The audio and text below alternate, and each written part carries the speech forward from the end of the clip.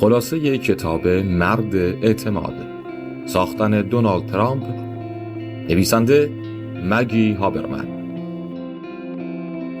ترجمه یاسین قاسمی. کتاب اول. در 21 نوامبر 1964 دونالد ترامپ در مراسم وقف پل ورازانو نراو که ریج بروکلین را به استاتن آیلند متصل می‌کند شرکت کرد. او بعداً این مراسم 80 دقیقه‌ای را به عنوان یک تجربه غم‌انگیز توصیف کرد که برای او نقش اساسی داشت. جیروم موزس، مسئول مراسم، نام دونالد ترامپ را فراموش کرد و او را بزرگترین مهندس زنده پل خواند. پدر دونالد ترامپ، فرد، نمیخواست پسرش به او در تجارت خانوادگی بپیوندد. دونالد برخی از اینها را از پدرش آموخته بود، کسی که خانه‌های متوسطه بسیار گران می‌ساخت. زمانی که دونالد شیوه نام ساختگی را اتخاذ کرد، تنها در تلاش‌های تجاریش نمایان بود، نه مسائل شخصی. رویکرد خاص فرد نسبت به پدر بودن به توصیف اعضای خانواده‌اش به معنی تضعیف کردن و قرار دادن فرزندان در مقابل هم بیشتر مناسب نظارت بر یک کسب و کار بود تا اهل خانه. پدرش، فردریش ترامپ، از آلمان به ایالات متحده آمد و شغل‌هایی را برای کسانی که در جستجوی گنج به شهرهای مرزی یوکان می آمدند ایجاد کرد. فردریش ترامپ در سال 1918 در اثر بیماری همهگیر آنفولانزا درگذشت. او ثروتی را از خود به جای گذاشت که با پول امروزی بیش از $500,000 ارزش دارد. در سال 1927 او در یک گردهمایی کوکلاکس کلان که برای اعتراض به پلیس کاتولیک رومی این شهر بود دستگیر شد. پس از جنگ جهانی دوم خود را دوباره از نو ساخت و خانواده‌اش را به ویرجینیا منتقل کرد و یک امپراتوری املاک و مستقلات چند میلیون دلاری ساخت. این اتفاق به دونالد ترامپ این امکان را داد که وقتی در سال 1940 به منهتن نقل مکان کرد، شروع به ساخت و ساز در مقیاسی بزرگتر نمود. دونالد ترامپ در دوران کودکی به خاطر خلق و خوی تهاجمی و غریزه قلدری شهرت داشت. وقتی 8 ساله بود، پدرش با اولین برخورد شدید با مقامات دولتی روبرو شد. علیرغم بدرفتاری‌هایش در مدرسه، برخی از دوستان از دونالد جوان به عنوان فردی شیرین و بامزه یاد می‌کردند.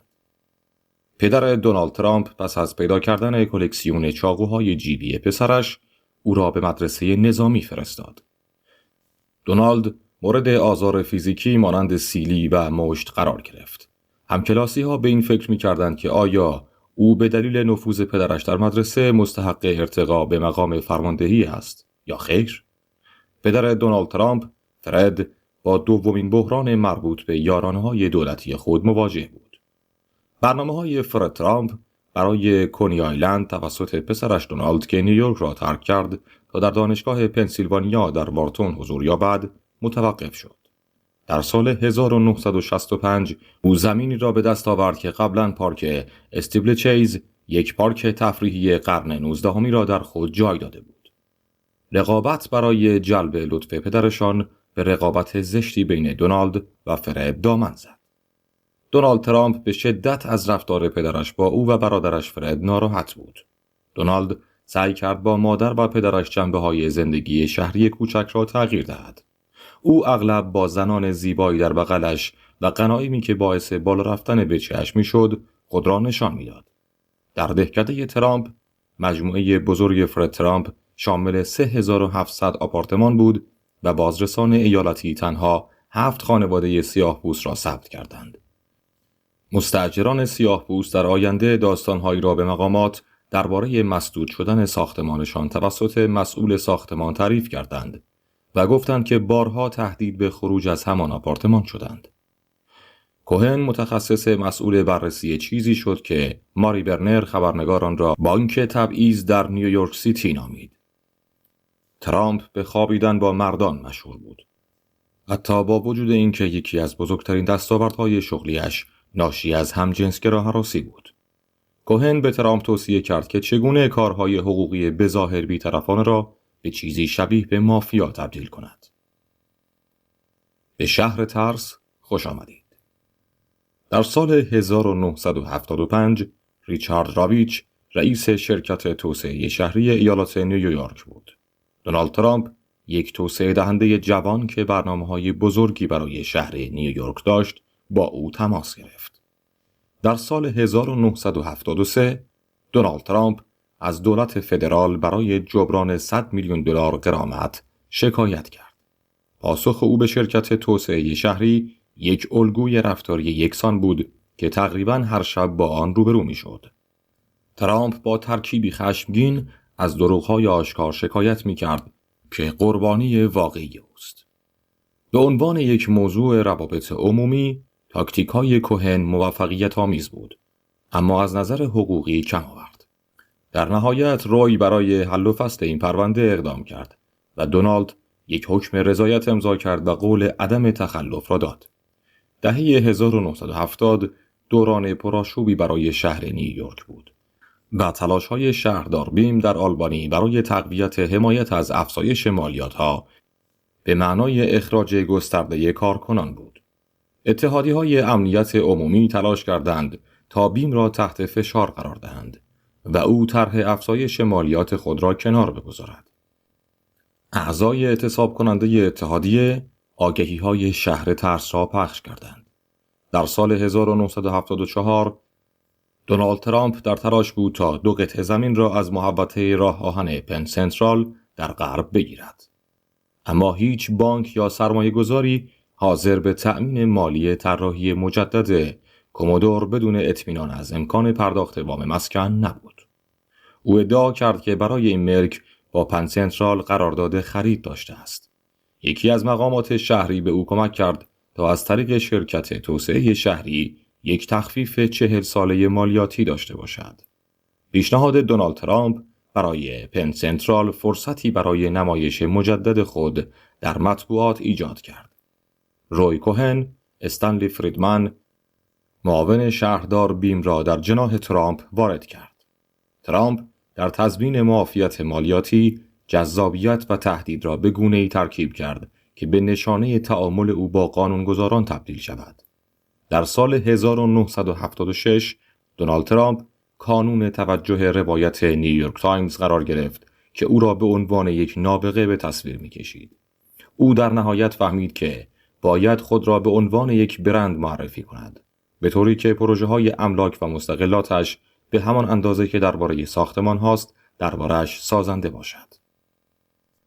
ایوانا بایلکین میگوید دونالد ترامپ فکر میکرد همسری مطیع پیدا میکند که آرام بازوی او را میگیرد و کم حرف میزند. ایوانا قبل از اینکه با دونالد ترامپ ملاقات کند یک زندگی کامل برای خود ایجاد کرده بود. کوهن ترامپ را متقاعد کرد که نامزدش را وادار به امضای قرارداد پیش از ازدواج کند که او را از میز مذاکره دور نگه دارد. این توافق شامل عبارتی بود که به نظر می رسید بی‌علاقگی ترامپ را نسبت به زندگی شخصی در زندگی خود مدون می کرد. در واقع شیوه زندگی او فقط خودنمایی مجلل و ولخرجی بود. وین بارت یک روزنامه‌نگار پولپرست و قدیمی بود. حرفه او با نمایش‌های متحول کننده دیدگاه‌های کلی تعریف می شود. در سال 1978 بارت شروع به جمع‌آوری مجموعه‌ای از اسناد از منابع دولتی کرد. ترامپ با درخواست اولین خبرنگار برای کنکاش دقیق در زندگیش موافقت کرد. نمایش خیابان پنجم. اولین گزارش وین بارت در مورد دونالد ترامپ در 15 ژانویه 1979 در ویالج وایس ظاهر شد. این اولین قسمت از 2 قسمت طولانی درباره ترامپ و شیوه تجارت او بود. وکیل ایالات متحده در ناحیه شرقی نیویورک تحقیقات جنایی را در مورد شرایطی آغاز کرد که در پس از تصمیم دادگاه مبنی بر اعطای حق انتخاب به دونالد ترامپ در زمینهای راه آهن قرار داشت. در دهه 1970 پدر دونالد ترامپ، فرد، ارتباطی با دفتر بروکلین DA داشت. پسرش می‌خواست از لکه‌دار شدن وجهش در تحقیقات جلوگیری کند. به عنوان رئیس جمهور او ارزش مراجعه مستقیم به دادستان را برای اجتناب از بزرگتر شدن مشکلات یاد گرفت. تجربیات اولیه راجر جی استون جونیور در دوران نیکسون به یک برند از سیاست تبدیل شد که او تا پایان عمر از آنها استفاده خواهد کرد. او ادعای مالکیت فروشگاه بزرگ باند ویتلر را مطرح کرد و سپس حقوق هوایی را بر روی همسایه خود، جواهرات فروشی افسانه‌ای تیفانی، به دست آورد. ایوانا به طور مکرر در محل حضور داشت، جایی که او اغلب با فرد ترامپ مشاجره داشت. دونالد مجبور شد با برخی از صنایع مافیایی نیویورک مقابله کند. پدر دونالد ترامپ، فرد، به تهدید به اعتصاب در محلهای کاری در صورت عدم تسلیم توسعه دهندگان به خواسته‌هایش مشهور بود. در سال 1980 مأموران FBI که در حال تحقیق در مورد ساخت برج ترامپ در شهر نیویورک بودند، دونالد ترامپ را احضار کردند.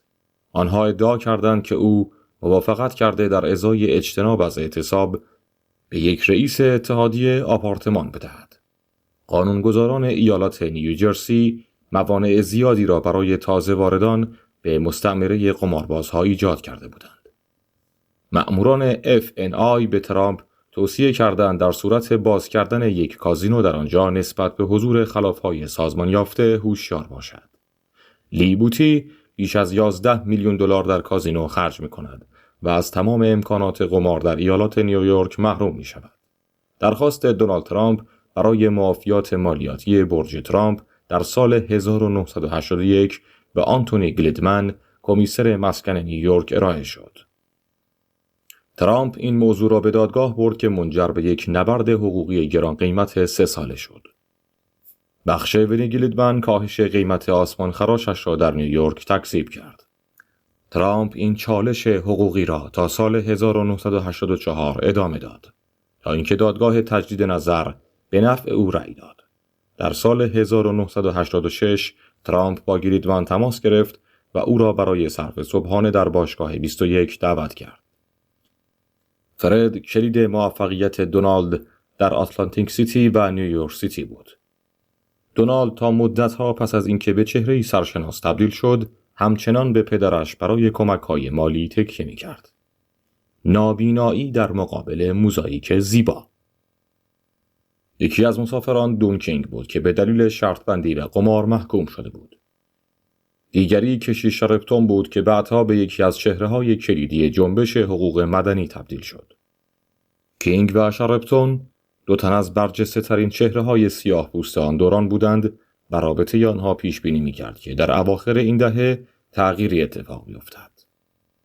فریدا گیتس می‌گوید فرد ترامپ اد بروک را که اولین سیاه‌پوست حاضر در مجلس سنا پس از قرن 19 بود، از نظر نژادی تحقیر کرد. او می‌نویسد که خود دونالد در مورد سیاه‌پوستانی که در حرفه‌های سرگرمی یا ورزش موفق بودند دیدگاه مثبتی داشت، اما می‌گوید که روی کوهن به او توصیه کرده بود به یک قاضی سیاه‌پوست امیدوار باشد. ترامپ عبارتی را که یکی از رهبران آفریقایی آمریکایی شهر گفته بود را به عنوان عبارت خودش قبول می‌کرد. شارپتون می‌گوید شهری جدا از هم بود که همیشه در آستانه نوعی جرقه بود.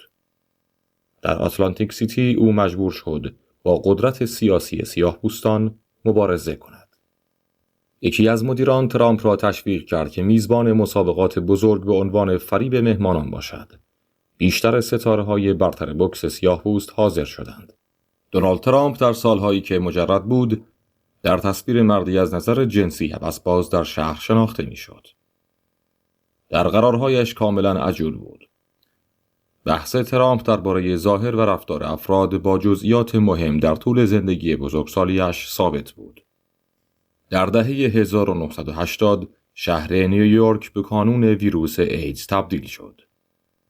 پرزیدنت رونالد ریگان اولین اشاره عمومی خود را به ایدز در سال 1985 انجام داد. ترامپ آشکارا از این بیماری وحشت داشت که به نظر می رسید ترس از میکروب‌ها او را به سطح تقریباً بیمارگونه رسانده است. همجنسگرا هراسی کوهن به طور گسترده‌ای به عنوان نقابی برای زندگی جنسی او دیده می‌شد. ترامپ به برخی افراد اصرار داشت که باور نمی‌کند مربیش همجنسگرا باشد. با این حال او نمی‌توانست انکار کند که این بیماری در اطرافش گسترش یافته است. کوهن کمتر از 2 ماه بعد درگذشت و در مراسم یادبود کوهن صحبت‌های ترامپ گاه تحقیرآمیز و گاه تلخ بود. در سال 1988 دونالد ترامپ در دانشگاه لیهای، جایی که برادرش فردی فارغ التحصیل شده بود، سخنرانی کرد. در سال 1984 یک نگهبان مترو به نام برنی گوتس 4 نوجوان سیاه‌پوست غیر مسلح را در جریان آنچه که او ادعا می‌کرد تلاش برای سرقت در مترو بود به ضرب گلوله به قتل رساند. 4 سال و نیم بعد ترشیا میلی پس از بازگشت از محل کار به خانه در پارک مرکزی در حال دویدن بود. او به طرز وحشیانه‌ای مورد ضرب و شتم و تجاوز قرار گرفت. ماجرای دویدن در پارک مرکزی بحث شهر نیویورک در آن تابستان بود و دونالد ترامپ آن را فرصتی برای جلب توجه رسانه‌ها دید. او آگهی 1 صفحه‌ای در هر 4 روزنامه اصلی نیویورک منتشر کرد که در آن نحوه رسیدگی شهردار کوخ به این پرونده به عنوان تشویق برای جنایتکاران محکوم شد. پرونده دویدن در پارک زمینه ای را برای دونالد ترامپ فراهم کرد تا در برابر آنچه به عنوان ضعف نیروی پلیس شهر نیویورک می‌دید صحبت کند. ترامپ تنها صدایی بود که خواستار اجرای عدالت سریع برای این جنایت بود، اما تعداد کمی مانند او خواستار پایان وحشیگری بودند. در سال 1989 دونالد ترامپ گفت که یک سیاه‌پوست تحصیل کرده برتری فوق‌العاده‌ای نسبت به یک مرد سفیدپوست در بازار کار دارد. اسپایک لی میگوید باور نمی‌کردم این حرف را بزند. دیوانگی است. این محکومیت او در سال 2002 پس از اعتراف جدیدی که عاملی کاملا متفاوت را شناسایی کرد لغو شد. متصدی پیش او رودی جولیانی شکایت کرد که ترامپ او را در کارش فریب داده است. ترامپ گفت نجات پرستی در نیویورک شدیدتر از هر جای دیگری است که بتوانم به آن فکر کنم. در راه صعود در دهه 1980 دونالد ترامپ از یک تاجر محلی فارغ التحصیل به یک چهره شناخته شده ملی تبدیل شد که دنیای مالی، سرگرمی و سیاست را به هم پیوند زد. شهرت جدید ترامپ فرصت‌های تجاری و جاه طلبی‌های شخصی را ایجاد می‌کند که در آغاز این دهه برای او غیر قابل تصور بود. برای مردی که سیگار و الکل را ترک کرد، این بهترین ماده مخدر ممکن بود. طرح ساختن یک محله کاملا جدید در اطراف یک برج 150 طبقه بود. این اولین تلاش ترامپ برای ساختن چیزی نبود که بتواند آن را بلندترین برج دنیا معرفی کند. ولمن رینگ، پیست اسکیت روی یخ در شهر، به مدت 2 سال و نیم تعطیل شد. ترامپ خود را به عنوان پاسخی برای مشکلات شهر به صورت مکتوب به اد کوخ معرفی کرد. ترامپ در ازای تکمیل ساخت و ساز حق بهره برداری از این پیست را درخواست کرد. کوخ به ترامپ اطمینان داد که نامش را حفظ خواهد کرد. ترامپ با گریدلند درگیر شد. او را به خاطر پروژه‌های جدید مورد آزار و اذیت قرار داد و در مقابل دیگران او را لعنتی چاق خطاب کرد. قرارداد ولمن رینگ توسط کوخ در ژوئن 1986 با وعده ترامپ برای تکمیل آن تا دسامبر بسته شد. کوخ متوجه شد که ترامپ می‌تواند خارج از فرآیندهای شهری عمل کند. ترامپ در طی تقریباً 6 ماه بیش از نیمی از کنفرانس‌های مطبوعاتی مرتبط با پیست اسکیت را برگزار کرد. جولیانی 2 سال قبل از ترامپ متولد شد. در بروکلین بزرگ شد و در وزارت دادگستری رونالد ریگان خدمت کرد. او نام خود را با سرکوب مافیای نیویورک، استفاده مکرر از نمایش قدم زدن متهم، رژه مظنونان در مقابل دوربین‌های پس از دستگیری بر سر زبان‌ها انداخت. بزرگترین عنوان جولیانی، استنلی فریدمن، رئیس سابق دموکرات برانکس و شریک قانونی روی کوهن بود. فریدمن در تایید پروژه کومودور دونالد ترامپ کمک کرده بود. جولیانی خواستار کناره‌گیری فریدمن از پست حزبی خود شد.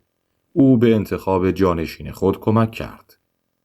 اشاره جودیس لاماگرا به دفتر دادستانی ایالات متحده در مورد پولشویی احتمالی در برج ترامپ نجوایی در گوش‌های ناشنوا بود. هیچ پرونده رسمی هرگز باز نشد، اما دونالد ترامپ در نهایت با نامزدی ناموفق برای شهرداری در سال 1989 از رودی جولیانی حمایت کرد. NBC آماده بود مرکز راکفلر خود را برای فضاهای دیگر ترک کند. و برنامه ترامپ باید با عملیات‌های دیگر رقابت می‌کرد. کوخ ترامپ را یک سبک عقل خواند. عبارتی توهین‌آمیز که بعداً برای نادیده گرفتن منتقدان از آن استفاده شد. ترامپ در پاسخ گفت که کوخ فقط صرفاً به درد جوک گفتن می‌خورد. حرکت او باعث شد والسترس در سال 1987 او را هنرمند تصاحب کننده بنامد. وال استریت ژورنال در آن روز دو روایت متفاوت از او منتشر کرد. بسیاری از کارکنانش به شخصیت‌های ناخواسته در داستان‌های خبری تبدیل شدند و او را به عنوان یک مرد هدف معرفی کردند. در سال 1984 GQ روی جلدش دونالد ترامپ را با عبارت موفقیت چقدر شیرین است، مردانی که ریسک می‌کنند و میلیون‌ها دلار به دست می‌آورند قرار داد. نیوهاوس، غول رسانه‌ای که کاند نست را کنترل می‌کرد، به ترامپ پیشنهاد داد کتابی را منتشر کند. ایوانا بعداً گفت که او را در حال ورق زدن گلچینی از سخنرانی‌های آدولف هیتلر دیده است. در مسیر افول دونالد ترامپ در سال 1988 هتل پلازا را به قیمت 407.5 میلیون دلار خرید. هتل نمادین خیابان پنجم فقط 2 بلوک با برج ترامپ فاصله داشت. ترامپ خودش پول هتل را پرداخت نکرد، بلکه شخصاً بخشی از وام را تضمین کرد. این تصمیم به زودی سرنوشت ساز خواهد شد. او به عنوان یک مدیر سختگیر شناخته شد که در جاهای مختلف پیشخدمت‌ها را تحقیر می‌کرد. ترامپ از قرار گرفتن خودش در برابر استیو هاید، مدیر اجرایی ترامپ پلازا، لذت می‌برد که باعث شد ایوانا تلاش کند تا تجارت را از ترامپ پلازا بگیرد. ویلیام زکندورف جونیور که به اندازه ترامپ ثروتمند بود، 550 میلیون دلار برای این زمین به او پیشنهاد داد. با واریز پیش پرداخت در حساب بانکی، ترامپ از مذاکرات خارج شد. در دهه 1980 دونالد ترامپ برای دارایی‌های جدید هزینه‌های زیادی کرد، در حالی که حقوق عمده را برای دیگران خرج می‌کرد. او یک تیم ورزشی، یک شرکت هواپیمایی، یک قایق بزرگ و تعداد زیادی سهام و دارایی را به دست آورد. در سال 1987 پیشنهادی ناخواسته برای تصاحب خطوط هوایی آمریکا به مبلغ بیش از 7 میلیارد دلار داد. دونالد ترامپ در آستانه تصاحب سومین کازینوی خود در آتلانتیک سیتی بود. او از پول قرض گرفته شده برای پرداخت قیمت‌های گزاف و کسب دارایی‌های جدید استفاده کرد و آنها را با نرخ‌های بهره بالا تامین کرد. اندرو کومو، پسر فرماندار نیویورک، تولد خود را در منهتن جشن می‌گرفت. رابطه دونالد ترامپ با مارلا میلپز مانند یک ماده مخدر بود که او نمی‌توانست از آن سیر شود و این در تضاد با زندگی به سبک قدیمی همراه با شام‌های دست جمعی بود که همسرش به آن علاقه داشت. ترامپ اغلب نظر دیگران را در مورد اینکه چگونه میلپز را درک می‌کنند می‌خواست و مکرراً می‌پرسید آیا مردم می‌دانند او چقدر باهوش است؟ تاج محل ترامپ توسط صاحب آن، دونالد ترامپ، 8مین عجایب جهان نامیده شد. ایوانا ترامپ بعداً در خاطرات خود می‌گوید در حالی که منتظر صرف ناهار در یک رستوران بود، زنی جوان به او نزدیک شد و با همسر شوهرش صحبت کرد. کازینو فقط برای اینکه سر پا بماند نیاز به درآمد 1.3 میلیون دلاری در روز داشت. ترامپ تهدید کرد که تحلیلگر باید بگوید که پروژه تاج محل موفق خواهد شد وگرنه شغلش را از دست می‌دهد. مجله طنز SPY بارها ترامپ و ایوانا را زیر سوال برد، زیرا آنها مظهر بسیاری از خودنمایی‌های ناگهانی آن دوران بودند.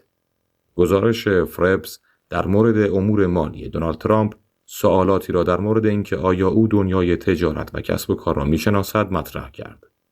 ترامپ با شکایت 250 میلیون دلاری به دلیل توهین به شخصیت علیه آب والاک پاسخ داد. ترامپ سعی کرد والاک را که هرگز او را ندیده بود وادار کند تا برای او کار کند. دونالد ترامپ پرداخت بیش از 42 میلیون دلار را به دلیل دارندگان اوراق قرضه از دست داد. او در 44مین سالگرد تولدش یک مهمانی غافلگیر کننده برای کارمندان تاج محل در نظر گرفت. رسانه‌های تفریحی و سرگرمی اجازه داشتند که این جشن را پوشش دهند، اما ترامپ خبرنگاران را از ورود به سالن منع کرد. در سال 1990 روزنامه نیویورک دیلی نیوز خبر داد که دونالد ترامپ با مارلا میپلز رابطه داشته است. آن صفحه جنگی حماسی بین ایوانا ترامپ، دونالد ترامپ و لیز اسمیت به راه انداخت. طرفین همگی با روزنامه‌ها مصاحبه کردند تا خود را قربانی دلسوز معرفی کنند. کاور بهترین رابطه جنسی من تا به حال در نیویورک بر اساس فکری ساخته شده که تنها دونالد ترامپ تا به حال درباره آن صحبت کرده است. استیلادر، یکی از همکاران روی کوهن، ترامپ را زیر بال خود گرفته بود. ولی ترامپ رابطه نمایشی با مارلا را قبول نداشت و بعداً با بچه‌دار شدن آنها مخالف بود. ایوانا درخواست طلاق داد. ترامپ زمانی که موافقت کرد تصفیه حساب خود را انجام دهد، وضعیت مالی خودش هم به هم ریخته بود. قانونگذاران دستور دادند که ژتون‌ها برای کازینو ایمن شوند.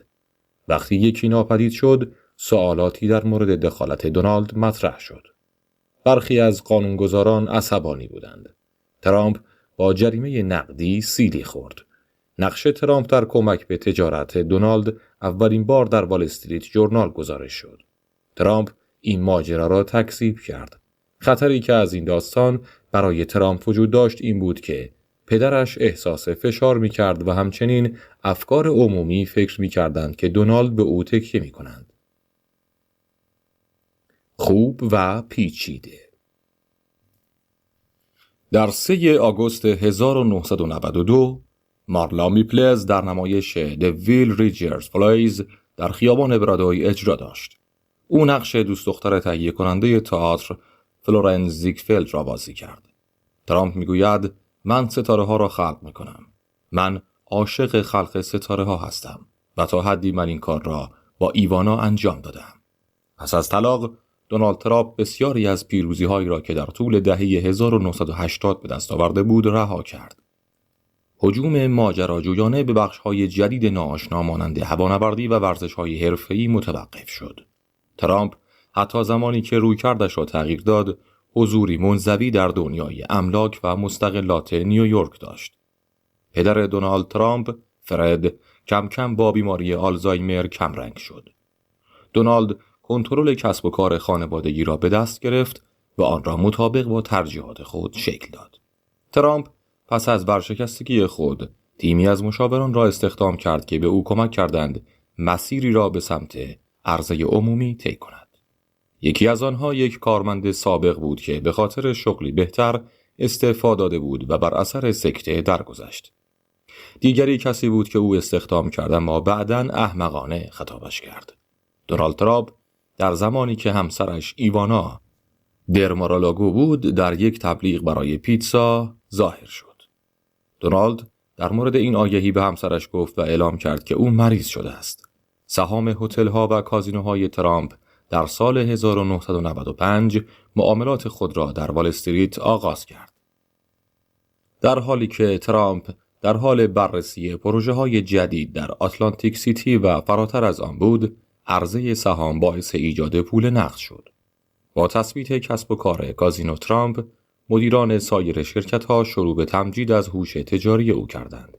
کارمندان سابق می‌گویند که دونالد ترامپ از شیوه‌های تجاری غیرمعمول مانند پذیرش پول نقد برای پرداخت اجاره و خدمات تعمیر و نگهداری در گاراژهای پارکینگ جنرال موتورز پیروی می‌کرد. ترامپ مدیران اجرایی را از یکدیگر دور کرد، به طوری که حتی کسانی که روی موضوعات مرتبط کار می‌کردند همیشه نمی‌دانستند که دیگری روی چه چیزی کار می‌کند. در سال 1996 دونالد ترامپ امتیازهای میس یونیورس، میس یو اس آ و میس تین یو اس آ را به دست آورد. این مراسم ها کمک می‌کند که ترامپ به طور نامحسوسی با زنانی که در آرزوی زیبایی شناسی خاص خود هستند مرتبط شود. ترامپ به مدل شدن دختر بزرگش ایوانکا علاقه زیادی داشت. ترامپ و میپلز در دسامبر 1993 2 ماه پس از تولد دخترشان تیفانی ازدواج کردند. ترامپ از رفت و آمدهای میپلز شاکی بود. چون فکر میکرد با یک زن خانه دوست ازدواج کرده، اما او دائما میخواست بیرون برود. زمانی که در سازمان ترامپ شایع شد که میپلز با مایکل بولتون رابطه دارد، غوغا به پا شد. دونالد وقتی کنار استخر در مارالاگو نشسته بودند، شیردوش را روی یک بشقاب نقره‌ای برای او آورد. پیام هنر بازگشت کمتر درباره بازگشت و بیشتر درباره بازپرداخت بود. ترامپ شروع به فرستادن یادداشت‌هایی با مضمون لعنت بر تو برای افرادی کرد که او را رد کردند، اما مجدداً از آنها کمک خواست. در سال 1996 دونالد ترامپ از راجر سینگر خواست به او کمک کند تا یک معامله املاک و مستقلات در روسیه ایجاد کند. ترامپ گفت که فکر می‌کند با هنر معامله بر الکساندر لیبد پیروز شده است. ترامپ در مورد لیبد گفت او توجه مرا جلب کرد، در آغوش گرفت، احساس بسیار خوبی داشت. آمریکایی که ما لایقش هستیم. در سال 1996 دونالد ترامپ اولین زمین گلف خود را در پالم پیچ فلوریدا تأسیس کرد. جورج پپر سردبیر مجله گلف از زمین گلف دونالد ترامپ در آتلانتیک سیتی بازدید کرد. ترامپ گفت که فکر نمی کند بتواند یک رویداد PGA تور برای این دور داشته باشد. ترامپ گفت مردم من را دوست دارند زیرا من کیفیت را به همه چیز می آورم، اما مردم به خاطر زندگی جنسی من از من متنفرند. الگوی ترامپ برای بررسی ناخواسته از سوی نهادهایی که بر منافع او نظارت می کنند از سال 1999 دوباره آغاز شد. او خانه‌هایی را در نزدیکی کازینوی خود سفارش داد که به نظرش مناظر زشتی بودند که بدون اجازه صاحبانشان باید رنگامیزی می‌شدند. ترامپ عادت داشت از پول یک ملک برای پیشبرد ملک دیگر استفاده کند و هزینه‌های زیادی برای خود بتراشد. مارکوس می‌گوید به وکیل ترامپ هشدار داده که پیشنویس بیانیه مطبوعاتی با نشانه‌های ترامپ در آن وجود دارد. رقبای اصلی ترامپ قبایل بومی آمریکا بودند. او در جلسه استماع کنگره در مورد قراردادهای قمارخانه قبیله‌ای به قبیله ماشانتوکت پکیوت حمله کرد. می‌دانید که سرخپوست‌ها چگونه‌اند. به عنوان رئیس جمهور او سعی کرد با قبایل بومی آمریکا برای کازینو در فلوریدا و کالیفرنیا شریک شود. گرین می‌گوید ترامپ به دنبال کمک فدرال برای نجات برنامه‌های خود برای محوطه راه آهن ریورساید جنوبی منهتن بود.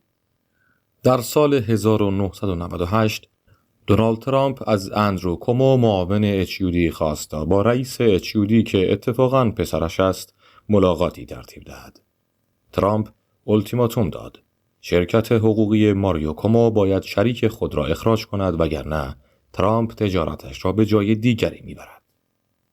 یانگ به ترامپ کمک کرد تا خود را در دنیای جدیدی از مشاهیر سیاه‌پوست مانند شان کامبز، هنرمند رپ و راسل سیمونز تهیه کننده موسیقی محبوب کند. دونالد در خلوت از مرگ پدرش گریه کرد، اما در ملأ عام تصویری بسیار متفاوت از خود به نمایش گذاشت. صدای جولیانی شنیده شد که زمزمه کرد چه غلطی می‌کنی؟ دونالد ترامپ و خواهران و برادرانش بعداً متهم شدند که در جریان یک دعوای دادگاهی ارزش املاک را به اشتباه معرفی کردند. در سال 1998 راجر استون استراتژیست جمهوری خواه به دنبال داده‌هایی برای کمپین انتخابات ریاست جمهوری دونالد ترامپ بود. او از تونی فابریوز نظرسنجی خواست تا افکار عمومی را در مورد قمار در مناطقی که ترامپ فرصت تجاری می‌بیند اندازه‌گیری کند. فقط 17.3% از رای دهندگان نظری درباره ترامپ نداشتند و فقط 2% درباره او شنیده بودند. در نظرسنجی نیویورک تایمز CBS نیوز در سال 2000 فقدان حوزه انتخابی برای دونالد ترامپ به عنوان یک مانع بزرگ تلقی نشد. نزدیک به نیمی از شرکت کنندگان در نظرسنجی نمی‌دانستند چگونه ایدئولوژی او را توصیف کنند، اما کمی بیش از 1/4 او را لیبرال توصیف کردند، در حالی که تنها 16% او را محافظه‌کار نامیدند. در اکتبر 1999 دونالد ترامپ اعلام کرد که یک کمیته اکتشافی برای نامزدی ریاست جمهوری تشکیل خواهد داد. او گفت که برای کاندیدا شدن انگیزه دارد، زیرا گزینه‌های موجود بیش از حد افراطی‌اند. ترامپ اغلب تلاش می‌کرد تا موضع خود در مورد مسائل اجتماعی را به همان وضوحی که در صفحات یک کتاب نوشته شده بیان کند. پس از ماه‌ها بازی ضد نظام، دونالد ترامپ ناگهان تصمیم گرفت که دیگر نمی‌خواهد این کار را انجام دهد. او شکاف طبیعی تری را در حمله به پت بوکانان پیدا کرد و در مصاحبه با لری کینگ او را عاشق هیتلر و ضد یهود نامید. علیرغم اینکه ترامپ هرگز در واقع کارزار انتخابی خود را اعلام نکرد، در 2 انتخابات مقدماتی حزب اصلاحات پیروز شد. پس از آن به حزب جمهوری خواه بازگشت و به جورج دبلیو بوش در کسب ریاست جمهوری کمک کرد. باقی مانده: $1,000,000 برای تبلیغات بدون افشای الزامی بر روی مقامات دولتی هزینه شد. این تبلیغات در مخالفت با کازینوهای قبیله‌ای جدید بود که تهدیدی برای منافع آتلانتیک سیتی ترامپ محسوب می شدند. استون همچنین یک بازپرس خصوصی را برای بررسی معاملات مالی یکی از دستیاران ارشد پاتاکی استخدام کرده بود. ترامپ دهه‌ها را صرف ایجاد یک رابطه شخصی با کسی کرد که مسئول محل زندگیش بود و بیشتر کارهایش را در آنجا انجام می‌داد. این شروع چیزی بود که به یکی از بزرگترین پیامدهای روابط زندگی ترامپ تبدیل شد. تقریباً در همان زمان ترامپ کمک مالی کوچکی به هیلاری کرد. این پیوند بعد از موفقیت ترامپ در د اپرینتیک مرحله جدیدی را برای زندگی عمومی او رقم زد. تبلیغ بیوقفه او برای د اپرینتیک جایگاه او را به عنوان مهمان دائمی تلویزیون و رادیو در سراسر کشور مستحکم کرده بود. نمایش استرن بر اساس نوعی شوخی‌های جنسی مغرورانه بود که ترامپ از آن به عنوان مراسم پیوند با مردان دیگر استفاده کرد. از آنجایی که مخاطبان استرن ترامپ را به عنوان نسخه ایدئالی از یک مرد آلفا با تستوسترون بالا می شناختند، برایشان مشخص شد که ترامپ مردی است که حاضر به پذیرش اصلاحات سیاسی نیست. رسلمانیا میگوید هنر دونالد بودن توسط تیم او بر این نوشته شد و در سال 2005 منتشر شد. دونالد ترامپ این کتاب را به عنوان بخشی از تلاش خود برای بازگشت وجهش از رسوایی نوشت. در سال 2006 او یک شکایت $5 میلیارد برای افترا علیه نویسنده و ناشرش تنظیم کرد. در سوگندنامه دونالد ترامپ وکلای او متوجه شدند که نمیتوان او را از گفتن هرچه میخواهد بازداشت. ارزش خالص ترامپ در نوسان است و با بازارها و با نگرش‌ها و احساسات عمومی، حتی احساسات خودش، بالا و پایین می شود. ترامپ سهو که در همان سال در منهتن آغاز شد، بیشتر نمونه ای از پروژه های جدید او بود. ترامپ هیچ بخشی از پول خود را در آپارتمان و هتل 391 اتاق سرمایه گذاری نکرد. شریک اکثریت آن بریک گروپ بود. یک شرکت املاک و مستقلات نیویورک بود که توسط سرمایه‌گذاران شوروی رهبری می‌شد. در همان سال او از شرکای خود در هنگ کنگ به دلیل فروش اموال بخش راه آهن در غرب شکایت کرد. به عنوان بخشی از این قرارداد، ترامپ در نهایت 30% از سود حاصل از 2 ملک براندو را به دست آورد. پس از استعفای جورج پاتاکی، نیویورکی‌ها الیوت اسپیترز دادستان کل معروف به کلانتر وال استریت را جایگزین او کردند. فرماندار جدید پلیس ایالتی را برای تحقیق درباره برونو که رهبر اکثریت سنا و حامی استون بود مستقر کرد. 140 شخصیت. اولین توییت او در 4 می خود تبلیغاتی غیر الهام بخش بود. حتما هماهنگ کنید و دونالد ترامپ را در اواخر شب با دیوید لترمن تماشا کنید. در سال 2009 او از این سایت برای فروش کتاب و تبلیغ کتابش استفاده می‌کرد. اما می‌خواست به استفاده از آن برای اهداف سیاسی ادامه دهد. در سال 2009 ترانزو کوستانزو متوجه شد که ترامپ در حال بررسی نامزدی برای ریاست جمهوری است. دنیای دونالد ترامپ در دهه اول قرن 21 به طرز چشمگیری تغییر کرد.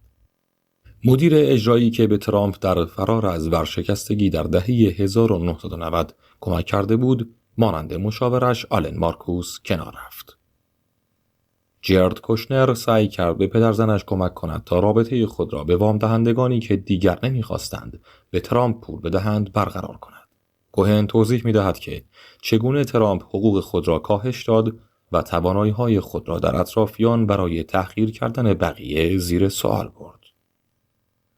Citizens Unite Productions فیلمی را درباره بحران مالی به کارگردانی استیو برن، مدیر سابق گلدمن ساکس، منتشر کرد که به یک کارآفرین رسانه راستگرا تبدیل شد. اعتبارنامه وال استریت ترامپ نگاهی دوباره به او کرد. استون به طور غیررسمی به پالادینو توصیه کرد زیرا او یکی از دیگر نامزدهای فرمانداری را مدیریت می‌کرد و در یک خط حزب سوم شرکت داشت. پالادینو در انتخابات مقدماتی نیویورک سناتور مارکو لاتزیو را با اختلاف تقریباً 2-1 شکست داد. موضوع پارک 51 به کانون مبارزات انتخاباتی او تبدیل شد. پالادینو پیشنهاد داد تا در صورت لزوم از حق خرید اجباری برای مسدود کردن توسعه استفاده کند. از آنجایی که ثبت می‌شد، هیچ راهی برای رسانه‌ها وجود نداشت که به طور کامل آن را نادیده بگیرند. برخاسته بر دروغ. مراسم CPAC یکی از اولین فرصت‌های برجسته برای نامزدها بود تا مطالب خود را در میان طیف وسیعی از فعالان جمهوری‌خواه مطرح کنند. راجر استون با GO Proud، یک سازمان شورشی متشکل از همجنسگرایان جمهوری‌خواه، کار کرد تا جایگاه اصلی سخنرانی ترامپ را تضمین کند. او توسط هواداران پل هو شد، اما بقیه سالن او را تشویق کردند. پس از اینکه داستان من در فضای مجازی ظاهر شد، دفتر دونالد ترامپ با بیانیه‌ای ناخواسته با من تماس گرفت. من با راجر استون برای پلیتیک در مورد اینکه نامزدی ترامپ در سال 2012 چه شکلی خواهد بود مصاحبه کردم. استون یک چشمانداز خوب برای کمپینی ارائه کرد که میتوانست خودش را تأمین مالی کند و از رسانه‌های اجتماعی استفاده نماید. مگی کوهن ایمیلی از دستیار دونالد ترامپ دریافت کرد که میگفت راجر استون نماینده او نیست. ترامپ در حال بررسی تولدگرایی بود، دروغی که باراک اوباما ممکن است در ایالات متحده متولد نشده باشد. کوهن میگوید ترامپ به این تصور که دست نشانده کسی باشد حساس بود. او مراسم شام روز لینکن آیووا را در ژوئن 2016 بر عهده گرفت و عنوان اولین ایالات انجمنی در آن سال را بر عهده داشت. برادران مکلافین تلاش کردند تا دونالد ترامپ را متقاعد کنند که اگر تصمیم بگیرد برای ریاست جمهوری نامزد شود، باید پروژه مشهور اپیرنتیک را ترک کند. برای برخی از اطرافیانش به نظر می رسید ترامپ در حال انجام یک شیرینکاری دیگر است، اما چهره‌ای که او به آنها ارائه کرد یکی از نامزدهای بالقوه جدی بود. دونالد ترامپ در نیو همپشایر تصمیم باراک اوباما برای انتشار شناسنامه خود را به خودش تبریک گفت. او درباره اوباما گفت: میدانم چه فکر میکنم. او این کار را فقط به خاطر ترامپ انجام داد. او از ملاقات با فعالان محلی کناره‌گیری کرد تا تماسی در رابطه با تجارت سازمان ترامپ بگیرد. اپیرنتیک در طول هفته سویپس ویک از NBC پخش شد، زمانی که اندازه مخاطبان تلویزیون ملی برای تعیین نرخ تبلیغات اندازه‌گیری می شود. اپیرنتیک به طور غیر معمولی در بین مخاطبان آمریکایی و آفریقایی تبار محبوب بود و حمله ترامپ به مشروعیت اولین رئیس جمهور سیاه‌پوست آن را به خطر انداخت. استون میگوید توانایی ترامپ در ارتباط با رای دهندگان در دوران پیش از دیجیتال بی‌رقیب بود. ستاد انتخاباتی رامنی درخواست‌های ترامپ برای شرکت در رویدادهای زنده را رد کرد و در عوض به او پیشنهاد کرد که تماس‌های خود را ضبط کند. ترامپ تصمیم گرفت بازیگر سیاه‌پوستی را که نقش اوباما را به تصویر می‌کشد استخدام کرده و او را مانند فیلم دی اپیرنتیک اخراج کند. چند روز پس از انتخابات 2012 او یک علامت تجاری در یک عبارت آشنا ثبت کرد: آمریکا را دوباره بزرگ کنید. در همان زمان بازرسان محلی و ایالتی در حال بررسی این موضوع بودند که آیا دانشگاه ترامپ از دانشجویان کلاهبرداری کرده یا خیر. این تحقیقات در نهایت به جایی نرسید. کاسوویتز جایگزین آوای شیک شد که یک یهودی ارتدوکس با اضافه وزن بود و ظاهرش ترامپ را یادآوری می‌کرد. رئیس جمهور منتخب مجذوب معیارهای قابل سنجش موفقیت و شکست رسانه‌های اجتماعی بود. متوجه شدم توییت‌های پیت روز و ماندلا به خوبی انجام شده است. استون به کارکنان ترامپ در نیویورک نوشت نقل قول‌های او نیز معمولاً خوب بود. یکی از نمایندگان مجلس در یادداشتی استدلال کرد که پیروزی در انتخابات فرمانداری نیویورک او را به کاخ سفید راه خواهد داد. پس از انتشار یادداشت نوجای، دونالد ترامپ به فکر ورود به رقابت فرمانداری نیویورک افتاد. گفتگو با اد کاکس، رئیس حزب جمهوری‌خواه ایالت نیویورک، نشان داد که ترامپ روند این حزب را درک نکرده است. ترامپ حتی زمانی که ادعا می‌کرد آماده تأمین بودجه یک کمپین است، به مقدار ثابتی از پول متعهد نبود. بساز یا خراب کن. سام نورنبرگ، دستیار سابق ترامپ، به او گفت تا زمانی که او اعلام نکند چیزی نمی‌نویسم و ما از شما می‌خواهیم آن را بشکنید. در ژوئن 2015 دونالد ترامپ من را به دفتر خود در برج ترامپ در واشنگتن دی سی دعوت کرد و شروع به توجیه من کرد که چرا برای نامزدی ریاست جمهوری جدی است. می توانستم بگویم که ترامپ ناامید شده بود که من هیچ یک از آنها را باور نمی کردم. پیشانیش را در هم کشید و دستهایش را با عصبانیت تکان داد. در سال 2014 راجر استون و سام نورنبرگ، عوامل سیاسی دونالد ترامپ، پیشنهاد کردند که یک مانع فیزیکی در امتداد مرز ایالات متحده و مکزیک معرفی کند. آنها می‌خواستند توجه ترامپ را به مهاجرت جلب کنند که نقطه ناسازگاری بین فعالان مردمی و تشکیلات طرفدار کسب و کار حزبی است.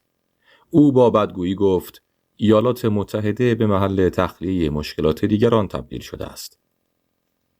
عوام فریبیش با گلایه کافی همراه بود که برای بخشی از رای دهندگان جذاب شد. گفتگو با پریباس سخت‌تر از آن چیزی بود که ترامپ برای من به تصویر کشیده بود و به او جرأت داد. وقتی دونالد ترامپ شماره تلفن سناتور لینزی گراهام را با صدای بلند در یک تجمع خواند، نقض فاحش حریم خصوصی بود. جان ساتر میگوید ترامپ با قرار دادن آنها در مقابل یکدیگر و دستور به اجرای دستوراتش درگیری را در بین کارکنان خود دامن زد. این حادثه در خارج از برج ترامپ رخ داد، زیرا رانس پریباس با داخل با معترضان برخورد می‌کرد. با این حال، همانطور که تقریباً همیشه پیش می‌رفت، ترامپ برای خود دری گذاشت که اگر اوضاع برخلاف او پیش می‌رفت، می‌توانست دوباره آن را باز کند. خیلی از مردم می‌گویند در 13 نوامبر یک حمله هماهنگ در پاریس فرانسه 130 کشته و بیش از 600 زخمی بر جای گذاشت. در مصاحبه‌ای پس از آن، ترامپ به روزهای پس از 11 سپتامبر که اداره پلیس نیویورک مساجد را به عنوان یک اقدام ضد تروریستی تحت نظر قرار داد، اشاره کرد. مدیر ستاد انتخاباتی ترامپ به او چیزی نمی گفت که چه بگوید. بنابراین جلوی رفت آمد آن را گزارش کرد. وبسایت محافظه‌کار بریتبارت یک بررسی واقعیت فرضی از داستان ما تهیه کرد و شخصاً به من حمله کرد. ترفند ترامپ در دهه 1990 بود که از یک رسانه علیه رسانه دیگر برای ایجاد تردید در مورد یک داستان استفاده می کرد. دونالد ترامپ گفت که در جرسی سیتی، نیوجرسی، هزاران نفر را دید که در حال پایین آمدن از آن ساختمان تشویق می کردند. رسانه‌های راستگرا از برآورد او با گزارش 15 ساله واشنگتن پست پس از 11 سپتامبر حمایت کردند. نویسندگان مقاله گفتند که هزاران هزار تشویق را به خاطر نمی آورند و هرگز نتوانستند شایعات را تایید کنند. در نوامبر 2015 دونالد ترامپ پیشنهاد بستن و ممانعت کامل از ورود مسلمانان به ایالات متحده صادر کرد. چند روز بعد او در مورد اینکه آیا خواستار ایجاد پایگاه داده‌ای از مسلمانان بوده بحث می‌کرد. یکی از مناقشات بدون برخورد به جنجال بعدی کشیده شد، به طوری که جنجال‌ها دید رسانه‌ها را تیره کردند. اما با این حال آن بخش در زمینه انتخاباتی که برای جلب توجه محدود رقابت می‌کرد به خوبی به نفع ترامپ تمام شد. رای دهندگان با این تصور کنار رفتند که ترامپ آمادگی بیشتری برای مقابله با این موضوع دارد. دونالد ترامپ در دانشگاه لیبرتی گفت مسیحیت در محاصره است. اشلی بایرز با یک بارلین جوان سابق که در یکی از رویدادهای تبلیغاتی او شرکت کرده بود، ترامپ را روی صحنه همراهی کرد. نمایش ترامپ با اکثر نامزدهایی که به دنبال حمایت رای دهندگان مذهبی بودند متفاوت بود. فرزندان خانواده کوشنر از بی‌نظمی عملیات دونالد ترامپ در آیووا حیرت زده شدند.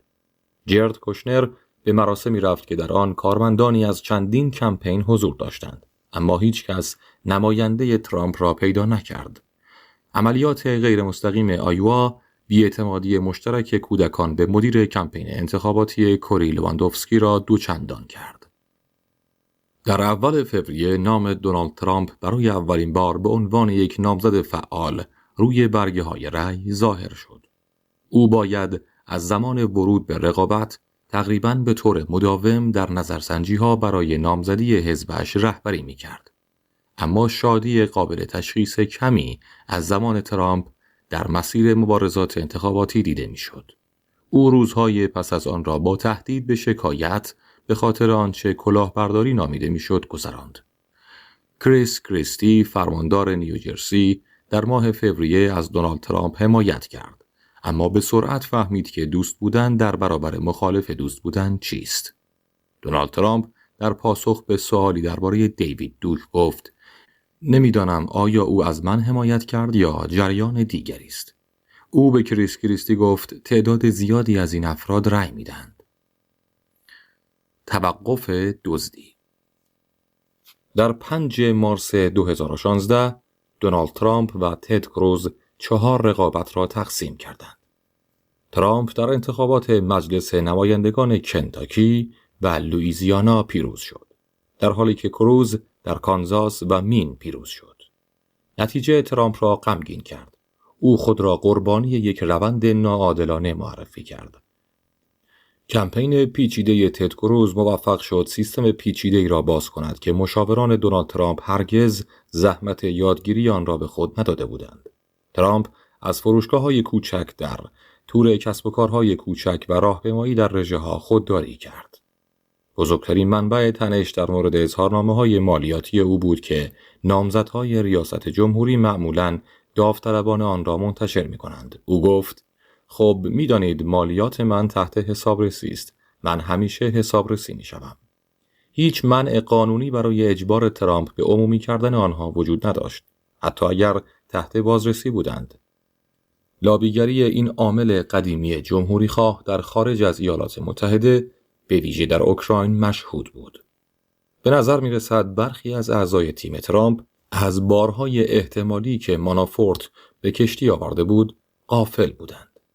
حتی زمانی که ترامپ به روزنامه حمله کرد روی کارش متمرکز بود.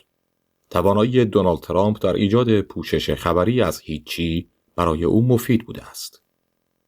هر بار که ترامپ در کانون توجه قرار می گرفت به این معنی بود که هیچ نامزد دیگری وجود نداشت. این کمپین به ترامپ یک پلتفرم داد تا در برابر پرونده حقوقی خودش مدتها قبل از نامزدی ریاست جمهوری مجهز شود. ستاد انتخاباتی دونالد ترامپ در بهار 2016 و همزمان با آماده شدن برای انتخابات عمومی گسترش یافت. کارکنان و مشاوران عمدتاً در نهایت طرفدار مانافورت و پرولواندوفسکی تقسیم شدند. برخی از دستیاران می‌ترسیدند که ستاد مرکزی ترامپ که به گوش دادن به تماس‌های تلفنی شهرت داشت، مورد حمله قرار گیرد. پول مانفورت جانشین لواندوفسکی به عنوان بهترین استراتژیست کمپین شد. ایوانکا دختر دونالد ترامپ به مردم خارج از کمپین اطمینان داد که مرحله جدیدی را برای مبارزات انتخاباتی رقم زده است. فرماندار ایندیانا نماینده سابق کنگره و یکی از برجسته‌ترین سیاستمداران پروتستان کشور است. مشاوران ترامپ کمک کردند تا او را متقاعد کنند با پنس همراه شود. پنس همین وضعیت را در ذهنش داشت که او برای این نقش عالی به نظر می رسد. او دقیقاً از بازیگری مرکزی خارج شده است. اینطور نیست؟ کریستی به ترامپ گفت بله من واقعاً چنین چیزی می خواهم. من هستم. کتاب اول. ایوانکا دختر دونالد ترامپ به مردم خارج از کمپین اطمینان داد که مرحله جدیدی را برای مبارزات انتخاباتی رقم زده است. فرماندار ایندیانا نماینده سابق کنگره و یکی از برجسته‌ترین سیاستمداران پروتستان کشور است. مشاوران ترامپ کمک کردند تا او را متقاعد کنند با پنس همراه شود. پنس همین وضعیت را در ذهنش داشت که او برای این نقش عالی به نظر می رسد. او دقیقاً از بازیگری مرکزی خارج شده است. اینطور نیست؟ کریستی به ترامپ گفت بله من واقعاً چنین چیزی می خواهم. من هستم. راجر استون در طول کنوانسیون در کلیولند همه جا حاضر شد و طبق معمول به دنبال زوایایی بود که به نفع ترامپ بازی کند. او و الکس جونز تیشرت هایی را به بازار عرضه کردند که بیل کلینتون را به تجاوز متهم می کردند. حتی اگر استون فاصله رسمی از ترامپ را حفظ کرد، با کمپین انتخاباتیش در تماس بود. ترامپ در یک مصاحبه 45 دقیقه‌ای بارها مواضعی اتخاذ کرد که با دیدگاه مسکو نسبت به جهان همسو بود. او همچنین اشاره کرد که می‌خواهد ژاپن و کره جنوبی برای دفاع از ایالات متحده هزینه کنند. مشاور سیاست خارجی دونالد ترامپ قبل از اینکه کمیته بتواند آن را تصویب کند وارد عمل شد تا قطعنامه ارسال تسهیلات مرگبار به اوکراین را تایید کند. FBI تحقیقات خود را در مورد استفاده هیلاری کلینتون از سرور ایمیل خصوصی بسته بود. اما این کار را به گونه‌ای انجام داد که رویه معمول خود در امتناع از اظهار نظر در مورد پرونده‌های بسته شده را به چالش کشید. ویکی لیکس بعداً هزاران ایمیل هک شده را از سرورهای حزب دموکرات منتشر کرد. گمان می‌رود روسیه پشت این هک باشد. ترامپ در این مصاحبه گفت که با ولادیمیر پوتین رئیس جمهور روسیه هیچ رابطه‌ای ندارد. او بعداً از این بیانیه عقب نشینی کرد. کمپین علمی تخیلی. دونالد ترامپ در آگوست پول مانافورت را از سمت رئیس ستاد انتخاباتی دونالد ترامپ برکنار کرد. مشاوران ترامپ او را متقاعد کردند تا در نهایت جنجال تولدی را که او را به شهرت سیاسی رسانده بود کنار بگذارد. پرزیدنت باراک اوباما در ایالات متحده متولد شد. رسانه‌ها برای پوشش یک نامزد سیاسی که به اندازه دونالد ترامپ آزادانه در مورد مسائل بزرگ و کوچک دروغ می‌گفت آماده نبودند. حتی آنهایی از ما که سالها ترامپ را پوشش می‌دادیم در تلاش بودیم که چگونه با انبوه دروغ‌هایی که در جمله‌های او نقش بسته مقابله کنیم. او هیلاری کلینتون را تقریباً در هر مرجعی هیلاری منحرف نامید و به برداشت‌های رای دهندگان وفادارش قوت می‌بخشید. دونالد ترامپ خطاب به ریکی وایلز مدیر ارتباطات جدید خود گفت فکر نمی‌کنم شما بتوانید این کار را انجام دهید. او در حالی که مقابل ریکی سر میز شام استیک نشسته بود فریاد زد از ابتدا به تو گفتم که تو خراب می‌کنی. ریکی یکی از معدود افرادی بود که می‌توانست در برابر طغیان عاطفی ترامپ بدون از هم پاشیدن مقاومت کند. مناظرات پاییزی آزمونی برای دامنه توجه ترامپ و به چالش کشیدن خلق و خوی او خواهد بود. این سال بخشی از یک گفتگوی بزرگتر در مورد اینکه چگونه سرویس بهداشتی مدارس تک جنسیتی باید دانش آموزان ترنس را در خود جای دهد. در اواخر ماه اظهار نظرهای بد ترامپ در مورد زنان کمپین سیاسی او را تهدید کرد. پریبوس گفت هرچه پیش می رود بدتر می شود. ترامپ بدون تردید اذعان کرد من هستم. آخر هفته سلسله مراتب جدیدی از وفاداری در میان نزدیکان ترامپ ایجاد شد. او با اشاره به حجم گسترده رسانه‌ها به همکارش گفت همه آنها برای گرفتن ما بیرون آمدند. او تئوری‌های توطئه در مورد تقلب در رأی‌گیری‌ها را کانون خشم خود قرار داد. به تیم هیلاری کلینتون هشدار داده شد که روزها ممکن است در جریان سومین مناظره ریاست جمهوری تلاش کنند او را مسموم کنند. پس از افشای ایمیل‌های ویکی لیکس به نظر می‌رسید کمپین هیلاری کلینتون وارد دنیای دیگری شده. وکیل کمپین کلینتون به کمک مالی به تحقیقات در حال انجام توسط یک جاسوس سابق بریتانیایی اشاره کرد که منجر به ادعاهای غیر قابل تایید درباره ترامپ شد. تنها ارتباطات دیجیتالی که تحت نام ترامپ منتشر شد، پیام‌هایی بود که مدیر رسانه‌های اجتماعی او ارسال می‌کرد. در شب انتخابات به نظر می‌رسید دونالد ترامپ از پیروزی خود مطمئن بود. برای کمک به آرامش او، دستیاران برایش فیلم، به ویژه فیلم‌های کلاسیک هالیوود سیاه و سفید پخش کردند. این یکی از معدود لحظات تماس با افرادی بود که قبلاً او را دوست نداشتند. سخنرانی او پس از اعلام برنده شدن با عجله نوشته شد. هیچ کس باهوش‌تر نیست. در 10 نوامبر دونالد ترامپ برای دیدار با باراک اوباما از دفتر ریاست جمهوری بازدید کرد. اوباما فهرستی از ابتکارات دولت خود داشت که از ترامپ درخواست کرد تا آنها را حفظ کند. ترامپ تقریباً با هر چیزی که اوباما توصیه می‌کرد مخالفت کرده بود. اما به نظر نمی رسید در مورد هیچ یک از آنها بحث کند. جرد کوشنر، ایوانکا ترامپ و استیو بنن مشتاق بودند خود را برای این روند تحمیل کنند. مشاغل اصلی نه بر اساس صلاحیت‌ها یا از طریق بررسی اطلاعات، بلکه به دلیل وفاداری پر شدند.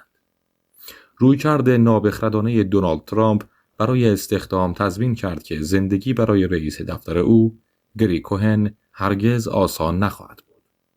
ترامپ از انتقال کامل این تغییر به واشنگتن امتناع کرد و در عوض آن را از دفاتر برج ترامپ اداره کرد، گویی که توسعه تجارت فعلی او بود. کندی میگوید ترامپ میخواست که کندی ریاست کمیسیون ایمنی واکسن و یکپارچگی علمی را بر عهده بگیرد.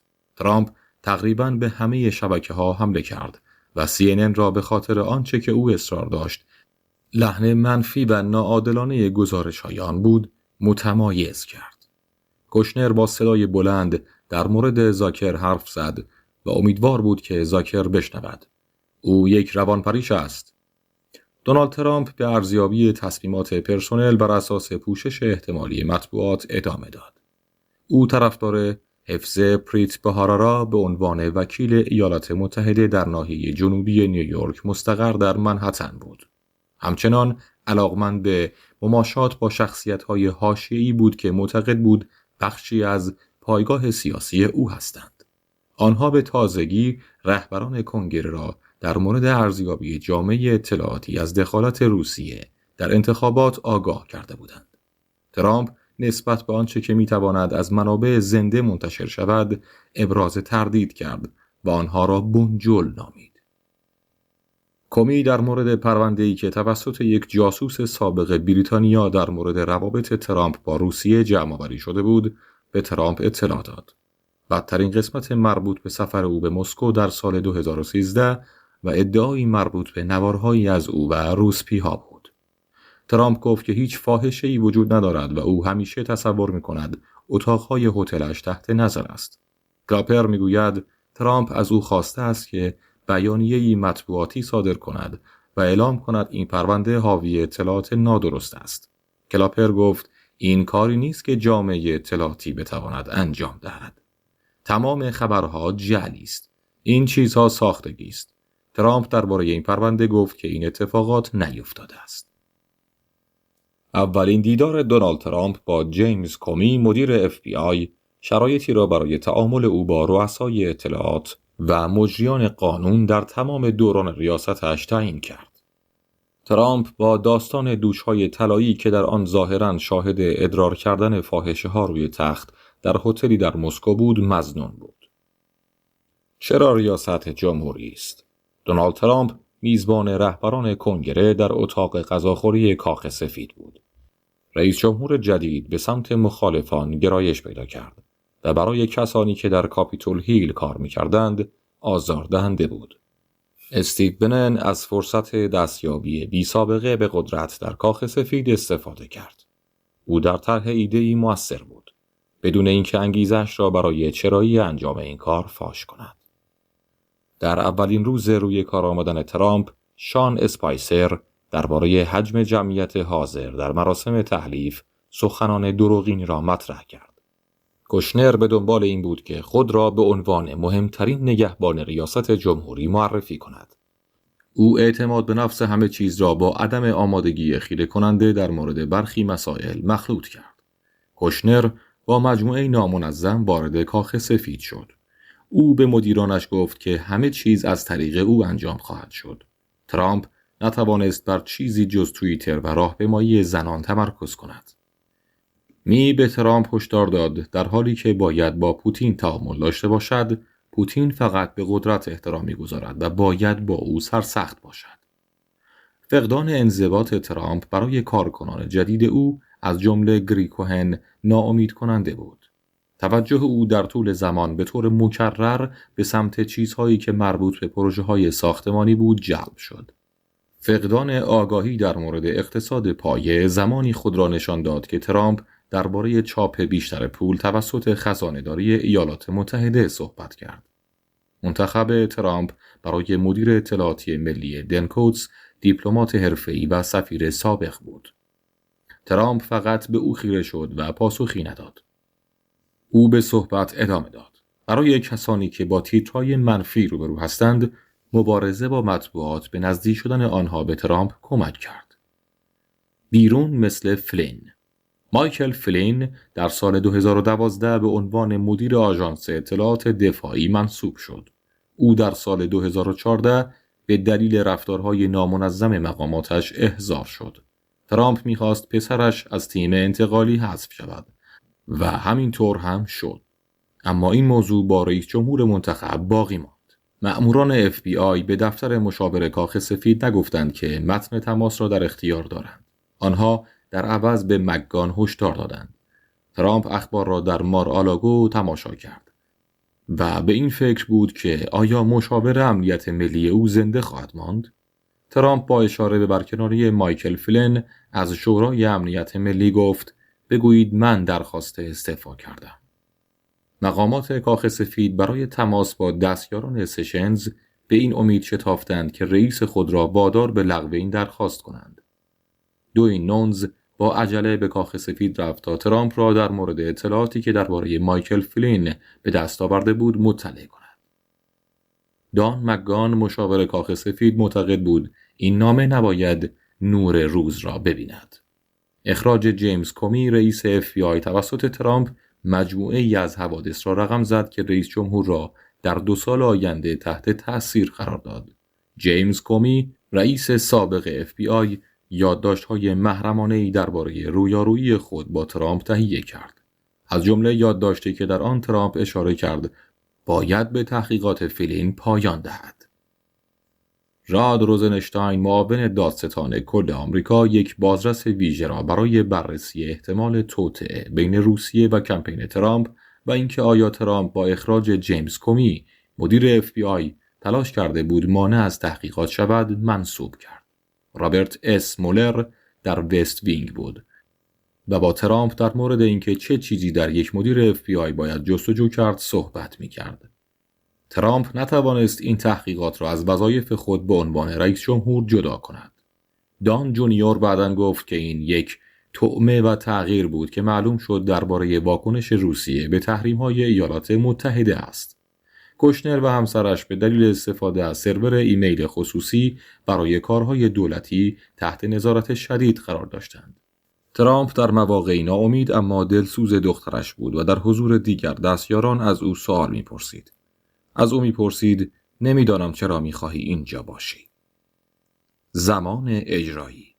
پیش بینی می‌کردم دونالد ترامپ پس از ادای سوگند به محیط آشنای خود برگردد. در عوض او همان حس شور و نشاط را به امتیازات ریاست جمهوری آورد. حتی وقتی نیویورک او را رد کرد، از اینکه هر از چندگاهی در خانه بود هیجان زده میشد. دونالد ترامپ در کاخ سفید نکات شخصی را از زندگی خود به دفتر ریاست جمهوری آورد.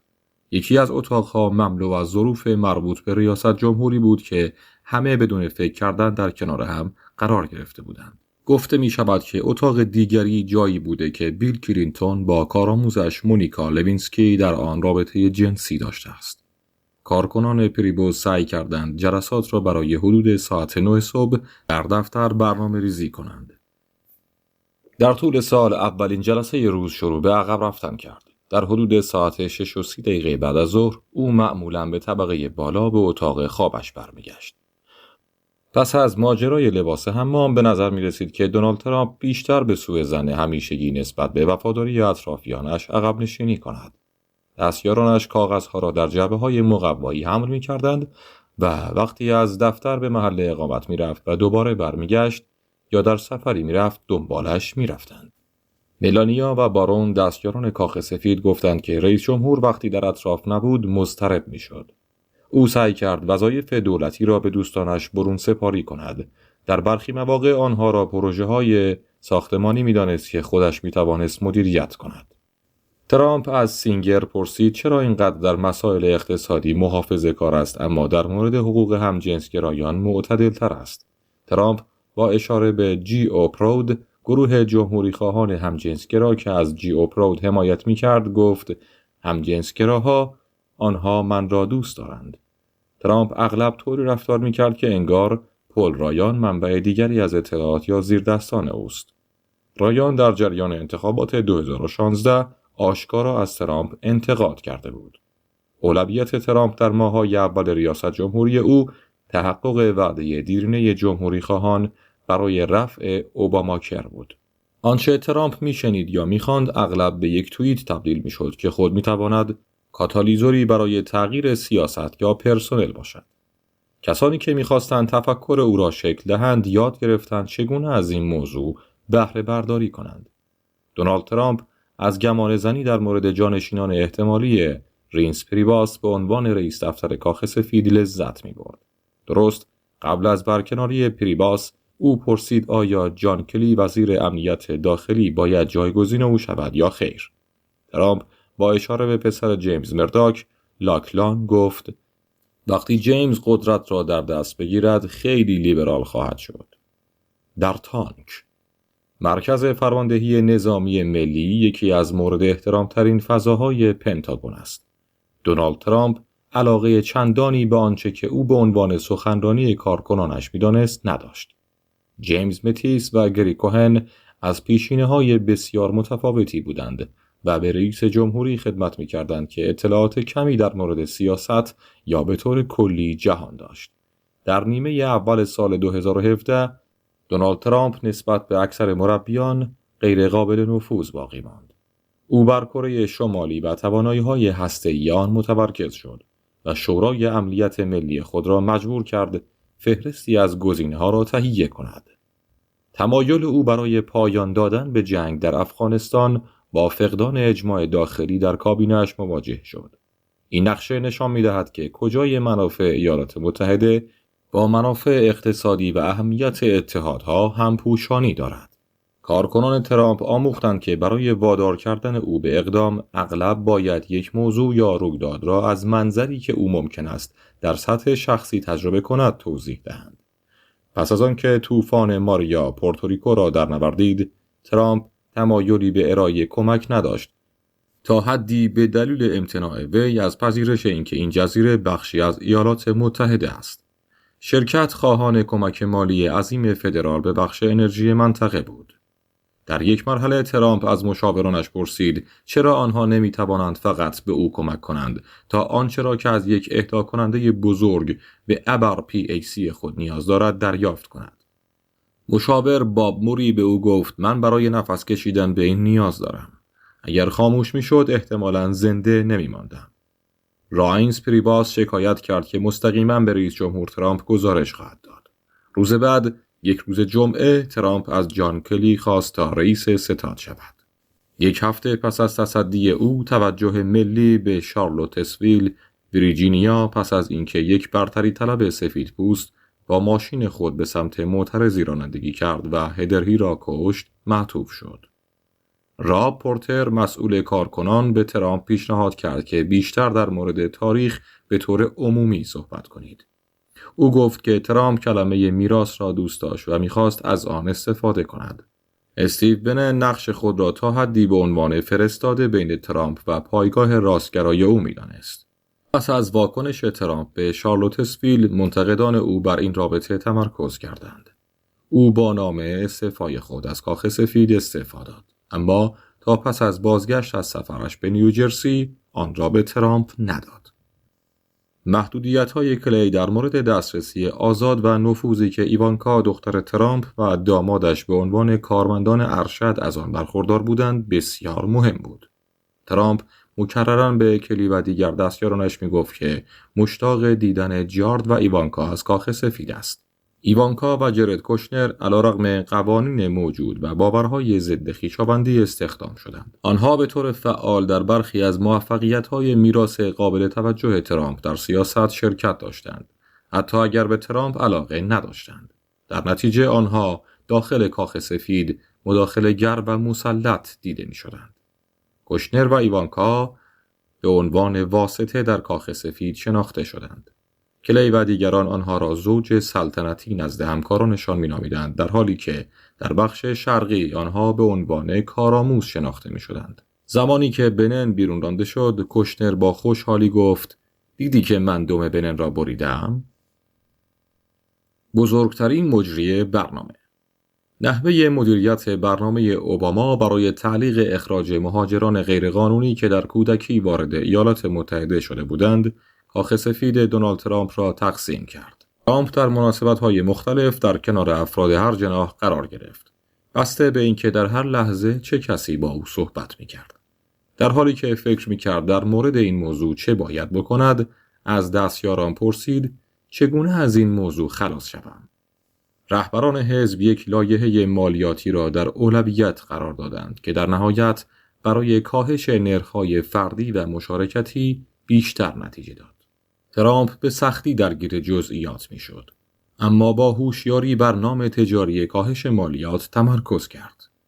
در کاخ سفید، ترامپ به همان روشی که به عنوان یک شهروند خصوصی از رسانه‌ها استفاده می‌کرد ادامه داد، اما همچنین یک کانال مستقیم تازه افتتاح شده برای ارائه بازخورد در مورد سازمان رسانه‌ای مرکزی در سیاست مدرن داشت. او همچنان به شیوهی که قبلاً به برخی از پوشش‌ها پاسخ می‌داد، تایید یا مخالفت خود را در شبکه‌های اجتماعی اعلام کرد. فریدا گیتس می‌گوید به عنوان رئیس جمهور، دونالد ترامپ وسواس زیادی داشت که چه کسی و چه چیزی در تلویزیون دیده است. کارمندان کاخ سفید شباهت‌هایی بین ایوانکا و دونالد ترامپ در برخورد با رسانه‌ها دیدند. کارکنان کاخ سفید ایوانکا ترامپ او را رقابتی با بانوی اول برای توجه رسانه‌ها می‌دانستند. برخی دیگر با زوجی که به نام جوانکا شناخته می‌شدند، نامی که بنن دوست داشت، یکسان رفتار نمی‌کردند. همکاران آنها معتقد بودند که قدرت کوشنر از همسرش نشأت می‌گیرد. همچنین دیدگاه عمده ترامپ نسبت به کشورهای در حال توسعه را تقویت کرد. در ژانویه 2018 مایکل ولف فایر اند فاری را منتشر کرد که اولین کتابی بود که در دوره ریاست جمهوری ترامپ منتشر شد. ولف به طور علنی از پوشش رسانه‌ای خبرنگاران کاخ سفید از ترامپ انتقاد کرده بود. بلافاصله بعد از انتشار آن، ولف اعلام کرد: این یک رئیس جمهور غیرعادی است. ریاست جمهوری غیرعادی. گلوله خوردن. سخنرانی دونالد ترامپ در مورد وضعیت اتحادیه اولین سخنرانی وی در کنگره بود. آن شب تقریباً همه چیز را در مورد ریاست جمهوری که برای ترامپ جذاب بود ترکیب کرد. این یک رویداد تلویزیونی در ساعات پربیننده برای یکی از بزرگترین مخاطبانی بود که او احتمالاً در فاصله مراسم تحلیف و انتخاب مجدد ادعا می‌کرد مملو از شکوه و عظمت بوده است. ترامپ می‌خواست هرچه زودتر مستقیما با مولر صحبت کند. مکان نکات فراوانی را گوشزد می‌کرد، رویه‌ای که ترامپ با آن مخالفت می‌کرد، حتی اگر او یک وکیل واقعی بود. رئیس جمهور در اختیارات ریاست جمهوری با مشکل مواجه شد و از ناتوانی کارکنانش در طرح دعوی از جانب او شکایت کرد. با گسترش تحقیقات مولر، ترامپ برای یافتن وکلای مدافع که مایل به مقابله با یک موکل بدنام به دلیل گوش ندادن به توصیه‌ها و امتناع از پرداخت صورت حسابایش بودند تلاش کرد. در ژوئن 2017 ترامپ وکیل کهنه‌کار واشنگتن جان دیوید را به عنوان وکیل جدید خود استخدام کرد. سخنگویی که برای پاسخ قانونی استخدام شده بود به سرعت مورد حمله وفاداران ترامپ قرار گرفت. در آگوست 2017 رئیس جمهور دونالد ترامپ کلانتر جو آرپاریو را قبل از اینکه به مجازات محکوم شود عفو کرد. جرد کوشنر برای عفو و بخشش شلوم روباشکین پدرزنش لابی کرد که محکومیت او توجه به اصلاح قوانین زندان و مجازات را برانگیخت. FBI به دفتر، آپارتمان و اتاق هتل مایکل کوهن در جستجوی شواهد مربوط به پرداخت $130,000 به استورمی دانیلز یورش برد. ترامپ پس از حمله شخصاً با کوهن تماس گرفت. به او گفت قوی بمان. دادستان‌های فدرال می توانند هر نهاد بزرگی را در نیویورک بگیرند و آن را برای مدرک جستجو کنند. جولیانی برای مدیریت تعاملات ترامپ با بازرس ویژه وارد شد. برخلاف سایر وکلا، او مایل بود حملاتی بی امان به بازرسان و کسانی که به عنوان شاهدان احتمالی ظاهر می شدند انجام دهد. کوشنر به نفوذی که داشت وابسته شده بود. او سعی داشت در چند جبهه بر سیاست‌ها تأثیر بگذارد و به روابط خود در خاورمیانه اهمیت می‌داد. او به بسیاری از اسرار دولتی در دسترس رؤسای جمهور دسترسی داشت. برخی از دستیاران ارشد کاخ سفید به تمایل او برای توسعه روابط تجاری شخصی مشکوک بودند. کوشنر از سال 2017 با مجوز امنیتی موقت در کاخ سفید کار می‌کرد. اعتقاد بر این بود که ارتباطات خارجی و درگیری‌های تجاری او مانع از دریافت مجوز دائمی شده است. در نهایت رئیس جمهور ترامپ به کوشنر مجوز دائمی فوق محرمانه را پس از این داد که آژانس‌ها علیه آن اعلام شکایت کردند. کوشنر معتقد بود که می‌تواند از بازگشت کوری لواندوفسکی به عنوان مدیر ستاد انتخاباتی ترامپ جلوگیری کند. او براد پاراسکیل را که در سال 2016 رهبری تلاش‌های آنلاین ترامپ را بر عهده داشت، به عنوان مدیر کمپین انتخاباتی 2020 منصوب کرد. پاراسکیل یک عملیات جمع‌آوری کمک آنلاین گسترده برای کمک به چشمانداز سیاسی ترامپ تشکیل داد. عمل شدید. در ماه می 2018 ایالات متحده رسما سفارت خود در اسرائیل را از تل‌آویو به اورشلیم منتقل کرد. دیوید فریدمن سفیر دونالد ترامپ در اسرائیل به تغییر رویکرد ایالات متحده در منطقه کمک کرد. ترامپ به عنوان یک نامزد قول داد که سفارت خود را در اورشلیم به سرعت باز خواهد کرد. دونالد ترامپ در اولین سال ریاست جمهوری خود بیش از آن که به حرفهای خودش گوش دهد، به حرف مشاوران گوش میداد. در اولین سال حضورش در کاخ سفید، دونالد ترامپ به مشاورانی گوش داد که به او آنچه می‌خواست بشنود را گفتند. پس از اعلام تعرفه‌های گمرکی بر واردات فولاد و آلومینیوم، او دیدگاهی بحث برانگیز را بیان کرد که جنگ‌های تجاری خوب هستند و به راحتی می‌توان پیروز شد. تام باراک و دیگران به او گفتند در حال خنثی کردن سودهایی است که با صورت حساب مالیاتی به دست آورده بود. شان هانیتی گفت متن این تماس توسط فرناندو کاتز، مشاور امنیت ملی سابق HR مکمستر، در دوران اوباما فاش شده است. در ماه مارس مذاکره کنندگان کاخ سفید با رهبران کنگره بر سر لایحه هزینه‌های همه جانبه به توافق رسیدند. ترامپ این توافق را امضا کرد و در توییتر به افزایش هزینه‌های نظامی به بیشترین میزان افتخار کرد.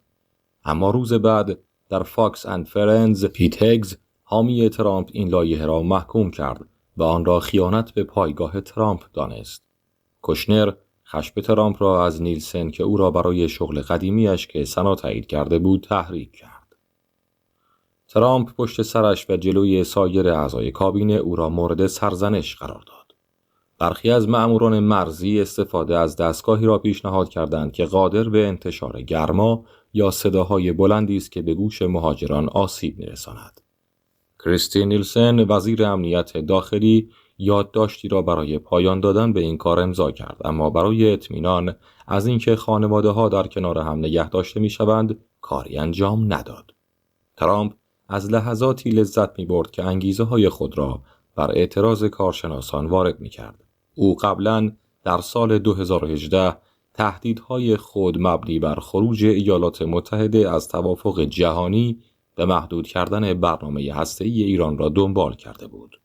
او همچنین دیداری با کیم جونگ اون رهبر کره شمالی انجام داد که اقدامی بی سابقه بود. پس از اینکه دونالد ترامپ تصمیم گرفت زمان خروج نیروهایش از سوریه فرا رسیده، متیس از پنتاگون استعفا داد. پس از روزها پوشش رسانه‌ای در تمجید از ماتیس به خاطر مواضعش بر اصول، ترامپ در توییتی از سرپرست وزارت دفاع جدید خبر داد. برخی از دستیاران ارشد ترامپ گفتند که با مشاهده این اتفاقات از نظر جسمی تحلیل رفتند. دونالد ترامپ رئیس جمهور آمریکا ماه گذشته جف سشنز دادستان کل را برکنار کرد. مایکل کوهن به اتهامات مربوط به پرداخت‌های بی‌پرده به زنان به دستور ترامپ اعتراف کرد. مت ویتاکر سرپرست دادستان کل به همکاران وزارت دادگستری گفت که دادستان‌ها در تعقیب کوهن از کنترل خارج شدند. ویلیام پیبار در زمان پرزیدنت جورج دبلیو بوش به عنوان دادستان کل خدمت می‌کرد. بار در مورد موضوع حقوقی که برای ترامپ اهمیت بیشتری داشت این چنین گفت: تحقیقات رابرت مولر، برخی از دستیاران ترامپ معتقد بودند بار می‌تواند یک بزرگسال باشد که در مقابل هیئت رئیسه قرار دارد. مرد حزبی. سناتور آریزونا در طول زندگی سیاسی خود منبع خشم دونالد ترامپ بود. پرچم‌های کاخ سفید با وجود اینکه در هر جای دیگر پایین آورده شده بودند دوباره بالا رفتند. این یکی از اولین مواردی بود که به بسیاری از گزارش‌های داخلی درباره ریاست جمهوری ترامپ از سوی کسانی که برای او کار کرده بودند تبدیل شد. برخی از دستیاران و متحدان او به دنبال سوژه بودند. ترامپ از دعواهای سیاسی لذت می‌برد و به عنوان رهبر حزب عاشق رقابت‌ها مانند نوعی ورزش بود. او اغلب خود را بیشتر از درگیری با جمهوری خواهان دیگر فعال می‌دید تا با دموکرات‌ها. ترامپ به عنوان یک نامزد موفقیت‌هایش را به قیمت تشکل حزبی تمام کرده بود.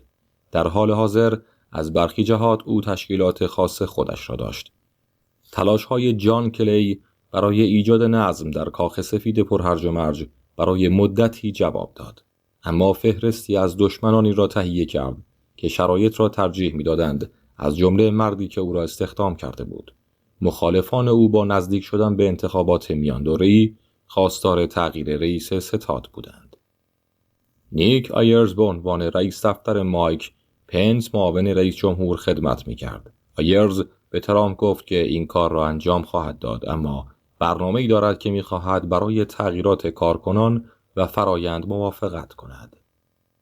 در آلاباما و فلوریدا دونالد ترامپ کمپین انتخاباتی خود را متوقف کرد و با دور زدن نهاد مورد علاقه خود از یک ناشناخته نسبی حمایت کرد. ترس از دست دادن پایگاه سیاسی اغلب او را به سمت مراکز قدرتی که با آن مرتبط می‌دانست واداشت. او در فلوریدا نماینده ران دیسانتیس را که از متعهدترین مدافعان ترامپ بود انتخاب کرد. برای کهنه سربازان واشنگتن این یک واکنش سنتی غیر معمول به یک بحران سیاسی بود. نمایش همدلی به پیروزی تبدیل شد و کارکنان ترامپ خیالشان راحت شد. هنگامی که دونالد ترامپ در نوامبر 2016 به عنوان رئیس جمهور انتخاب شد، مخالفانش موضوعی را به او ارائه کردند که او ترجیح داد در مورد آن کارزار انتخاباتی کند. ترامپ قتل جمال قاشقچی در کنسولگری عربستان سعودی را کم اهمیت جلوه داد. او توجه خود را به کاروانی به شمال جلب کرد که اغلب از آن برای هدایت پیام مهاجرت خودش استفاده می کرد. اما پس از آن روز انتخابات گذشت و تمرکز شدید ترامپ بر این کاروان کمرنگ شد. در مهمانی شب انتخابات دونالد ترامپ مراقب نیک آیرز رئیس دفتر پنس بود که امیدوار بود کاری کند.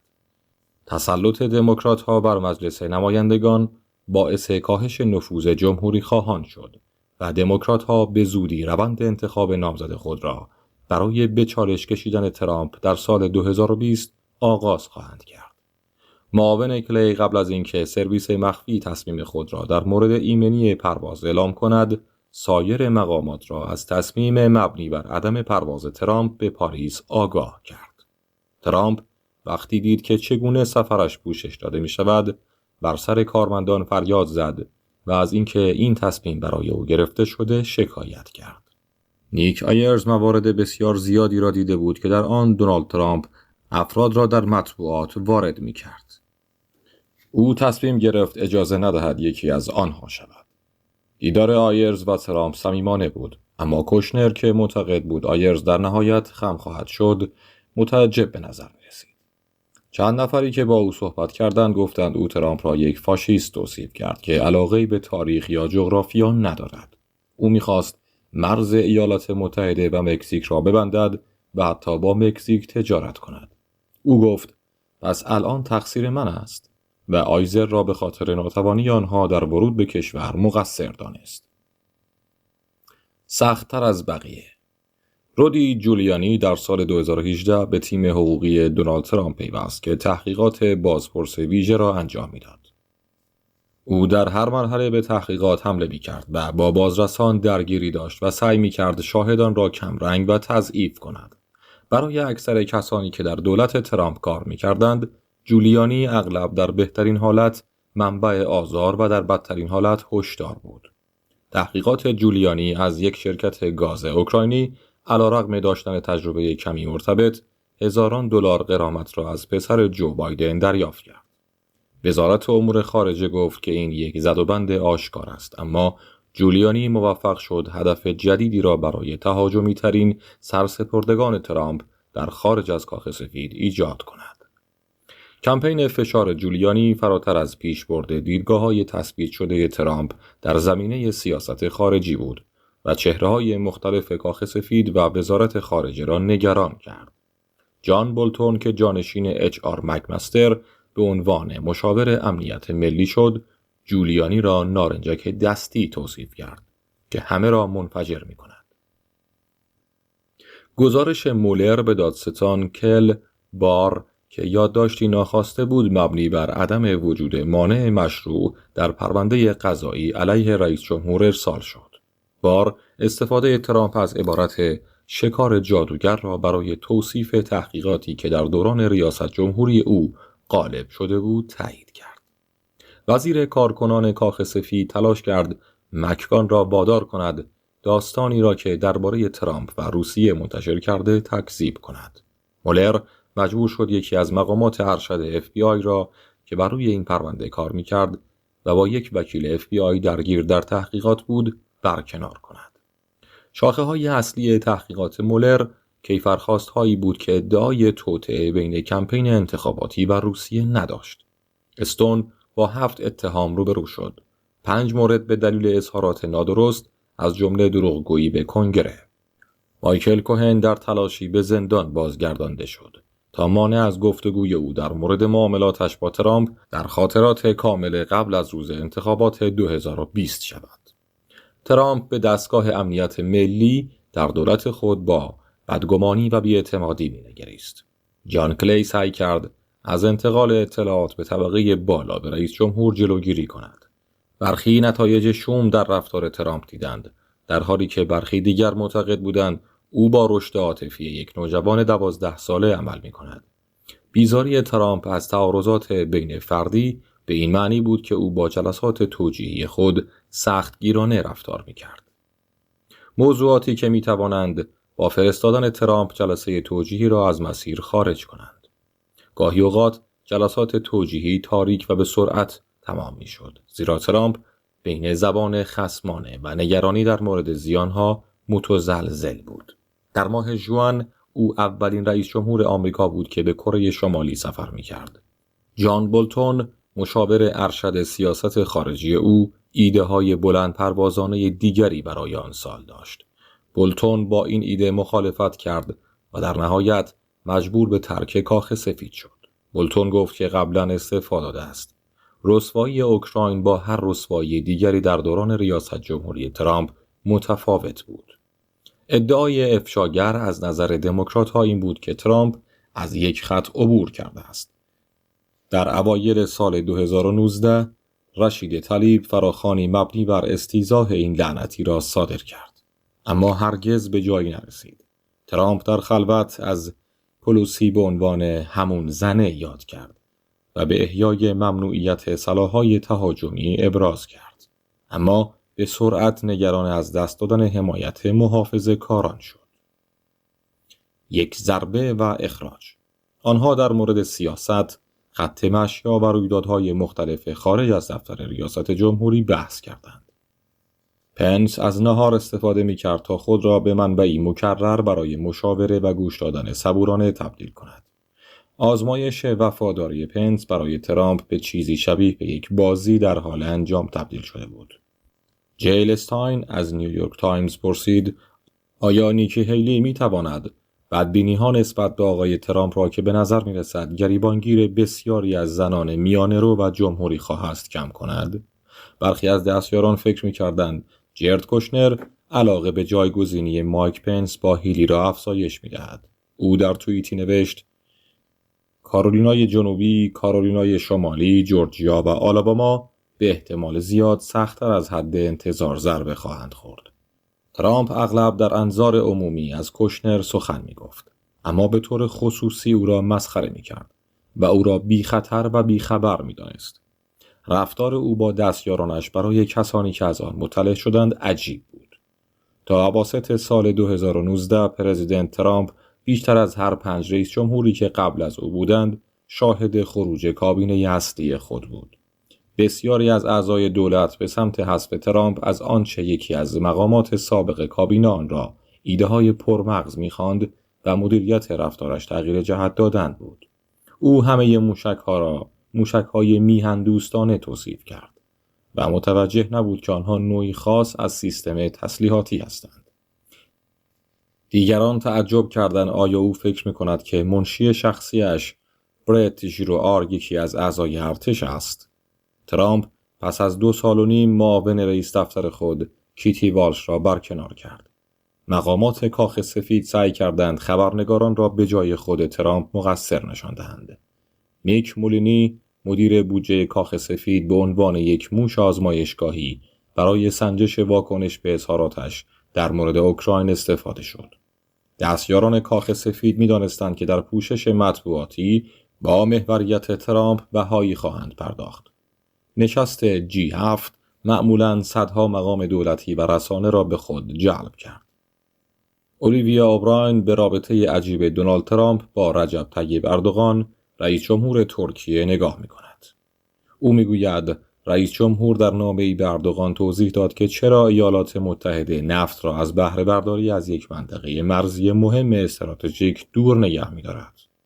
قبل از رأیگیری در مورد استیضاح، مشاوران ترامپ به دنبال راههایی برای درخواست از دموکرات‌ها برای رأی دادن علیه مواد استیضاح بودند. او معتقد بود که دبیدینگل یک دموکرات از میشیگان باید علیه استیضاح رأی دهد، زیرا شوهر فقیدش به دنبال تحقیقات کمیسیون SEC در مورد او بود. او از خبرنگار تشکر کرد و گفت مردم باید نسبت به یکدیگر متمدن رفتار کنند. تبرئه شده. او 3 روز قبل دستور کشتن قاسم سلیمانی فرمانده ایرانی را صادر کرده بود. این موضوع پس از 1 هفته رد و بدل شدن متلک‌ها و تهدیدها در توییتر با رهبر جمهوری اسلامی صورت گرفت. از جمله یکی از کارمندان سابق شورای امنیت ملی که یادداشتی نوشت و مدعی شد شبکه وسیعی از مردم برای تضعیف او تلاش می‌کنند. ترامپ پس از این دیدار گفت ما بسیاری از افراد مخالف خود را استخدام کردیم. مک آنتی وظیفه داشت کارکنان موجود را از نظر وفاداری به ترامپ و اهدافش بررسی کند. او پرسشنامه‌های وفاداری تهیه کرد که از کارکنان می‌خواست هر زمان درباره ترامپ اظهار نظر کردند به رسانه‌ها گزارش دهند. برخی از مقامات مشکوک بودند که کرنل علاقه کمتری به ایجاد استانداردهای مشترک دارد و بیشتر به دنبال حذف نکات تحلیلی برخلاف دیدگاه ترامپ است. جوزف مگوایر گروه کوچکی از FBI و سرویس‌های اطلاعاتی را برای دیدن ترامپ رهبری کرد. ترامپ از آنچه به او گفته شد در مورد اقداماتی که برای امنیت انتخابات صورت گرفته تحت تأثیر قرار گرفت. رئیس جمهور در یکی از جلسات توجیهی سابق خود فریاد زد این هرگز نباید اتفاق می‌افتاد. در 5 فوریه 2020 100 سناتور به 2 ماده استیضاح که سرنوشت ریاست جمهوری وی را تعیین می‌کند رأی دادند. نتیجه نهایی تقریباً به طور کامل توسط سیاست‌های حزبی از پیش تعیین شده بود. در روزهای پایانی محاکمه سنا در مورد اینکه آیا دموکرات‌ها می‌توانند شاهدان را احضار کنند، درام دردناکی وجود داشت. دموکرات‌ها هنوز از 2/3 اکثریتی که برای برکناری او از قدرت لازم بود کمتر بودند. در بحبوحه محاکمه استیضاح، دونالد ترامپ به همراه گروهی از دستیاران خود در حال انجام اولین سفر ریاست جمهوری خود به هند بود. نوع جدید ویروس کرونا شروع به انتشار به فراتر از چین کرده بود و ملانیا ترامپ نگران مواردی بود که قبل از سفر آنها در جنوب آسیا دیده بود. تنها چند روز قبل ترامپ حکم راد بلاگوویچ فرماندار سابق ایلینوی را باطل کرده بود. دونالد ترامپ به صراحت اعلام کرد که در حال سنجش عفو چند نفر از افراد مرتبط با تحقیقات مولر است. حذف مایکل فلین از این پرونده بخشی از یک استراتژی بود که توسط یک وکیل جنوبی به نام سیدنی پاول توسعه داده شد. پرزیدنت ترامپ در شام‌های دولتی غذاها را دور بشقاب خود جابجا می‌کرد و به عنوان نوعی اجتناب از همراهی آنها را حرکت می‌داد. علیرغم پیشرفت‌های نچندان چشمگیر از این سفر، ترامپ هند را نسبتاً خوشحال درک کرد. در پرواز به سمت خانه، اکثر کارکنان ارشد که در اتاق کنفرانس ایرفورس وان جمع شده بودند، ناامیدانه سعی می‌کردند استراحت کنند. در مارس 2017 دونالد ترامپ در بحران بهداشتی خطر سیاسی را برای خود احساس می‌کرد. او نمی‌خواست چین را به عنوان محل کشف اولیه ویروس آبولا معرفی کند. او همچنین نگران بود که اذعان به بحران جدید برنامه‌های تبلیغاتیش در زمینه ایجاد شغل را تضعیف نماید. سالم کردن آمریکا. او بعداً پس از شنیدن از زبان مدیر کمپین خود مبنی بر اینکه چنین مقرراتی پایگاه او را بیگانه می‌کند پشیمان شد. ناوارو برای ترامپ پیشگو و البته آزاردهنده بود، زیرا از اینکه ناوارو پیشبینی‌هایی را روی کاغذ انجام داده و آن را در میان مشاوران کاخ سفید پخش کرده بود، خوشحال نبود. رد هوشیارهای ناوارو برای همکارانش آسان بود، زیرا آنها پیامرسان را معتبر نمی‌دانستند. ترامپ در ابتدا از کسانی که می‌خواستند او تهاجمی‌تر باشد، شانه خالی کرد. قرار است ناپدید شود. او گفت یک روز مثل یک معجزه ناپدید می‌شود. دستیاران او را تحت فشار قرار دادند تا این سیاست را در یک جلسه دفتر ریاست جمهوری توضیح دهد.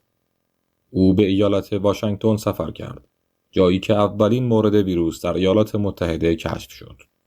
او نه تنها جدیت و متانت بلکه همدلی را نشان داد و در رسانه‌ها نمرات تایید را به دست آورد. اما ما باید آن را کشف کنیم.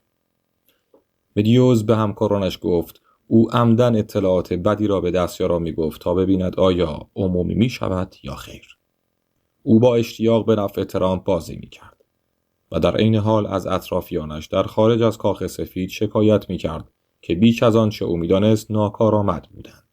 میدوز بین پنس و ترامپ اختلاف شدیدی ایجاد کرد. درست زمانی که آنها در حال آماده شدن برای کمپین انتخاباتی مجدد بودند. در ماه آوریل نیویورک تایمز داستانی را منتشر کرد که رئیس جمهور ترامپ را به خاطر مدیریتش در همهگیری آبولا مسئول می‌دانست. ترامپ و مشاورانش به شیوهی منحصر به فرد تلافی کردند. آنها ویدئویی پخش کردند که صدای من را از حضور در یک پادکست که در آن در مورد ممنوعیت سفر صحبت می‌کردم پخش کردند. دستیاران ترامپ سعی کردند او را از انتقادات مبنی بر کم اهمیت جلوه دادن ویروس کرونا دور نگه دارند و تقصیر را به گردن کسانی انداختند که در مورد آن به او اطلاع داده بودند. ترامپ پس از یک جلسه توجیهی که تنها برای چند دقیقه صحبت کرد گفت 90 دقیقه آن بالا بودن سخت است. کوشنر به تیم خود دستور داد تا به دنبال راههایی برای گشودن زنجیره تأمین در درمانهای جایگزین خاصی باشند که ترامپ تبلیغ می‌کرد. برخی از مقامات کوشنر را در کمک به تسریع تهویه‌های پزشکی در برخی موارد مؤثر می‌دانند. اما تیم او هیچ تجربه‌ای در مورد قوانین تدارکات فدرال نداشت و به روابط شخصی متکی بود. به نظر می رسید دونالد ترامپ ویروس کرونا را نوعی تهدید دیگر می دانست. از اواخر ماه مارس تا بهار نیویورک مرکز شیوع بیماری در آمریکا بود. ترامپ از بازدید کنندگان و تماس گیرندگان به دفتر ریاست جمهوری همان سوال را می پرسید. آیا می توانید باور کنید که این اتفاق برای من می افتد؟ کوشنر همچنین در حال پیشبرد طرحی بلند پروازانه برای عادی سازی روابط بین اسرائیل و امارات و بحرین بود. میدوز از پوشیدن ماسک در داخل کاخ سفید خودداری کرد و ضد عفونی کننده دست را تنها محافظت لازم در نظر گرفت.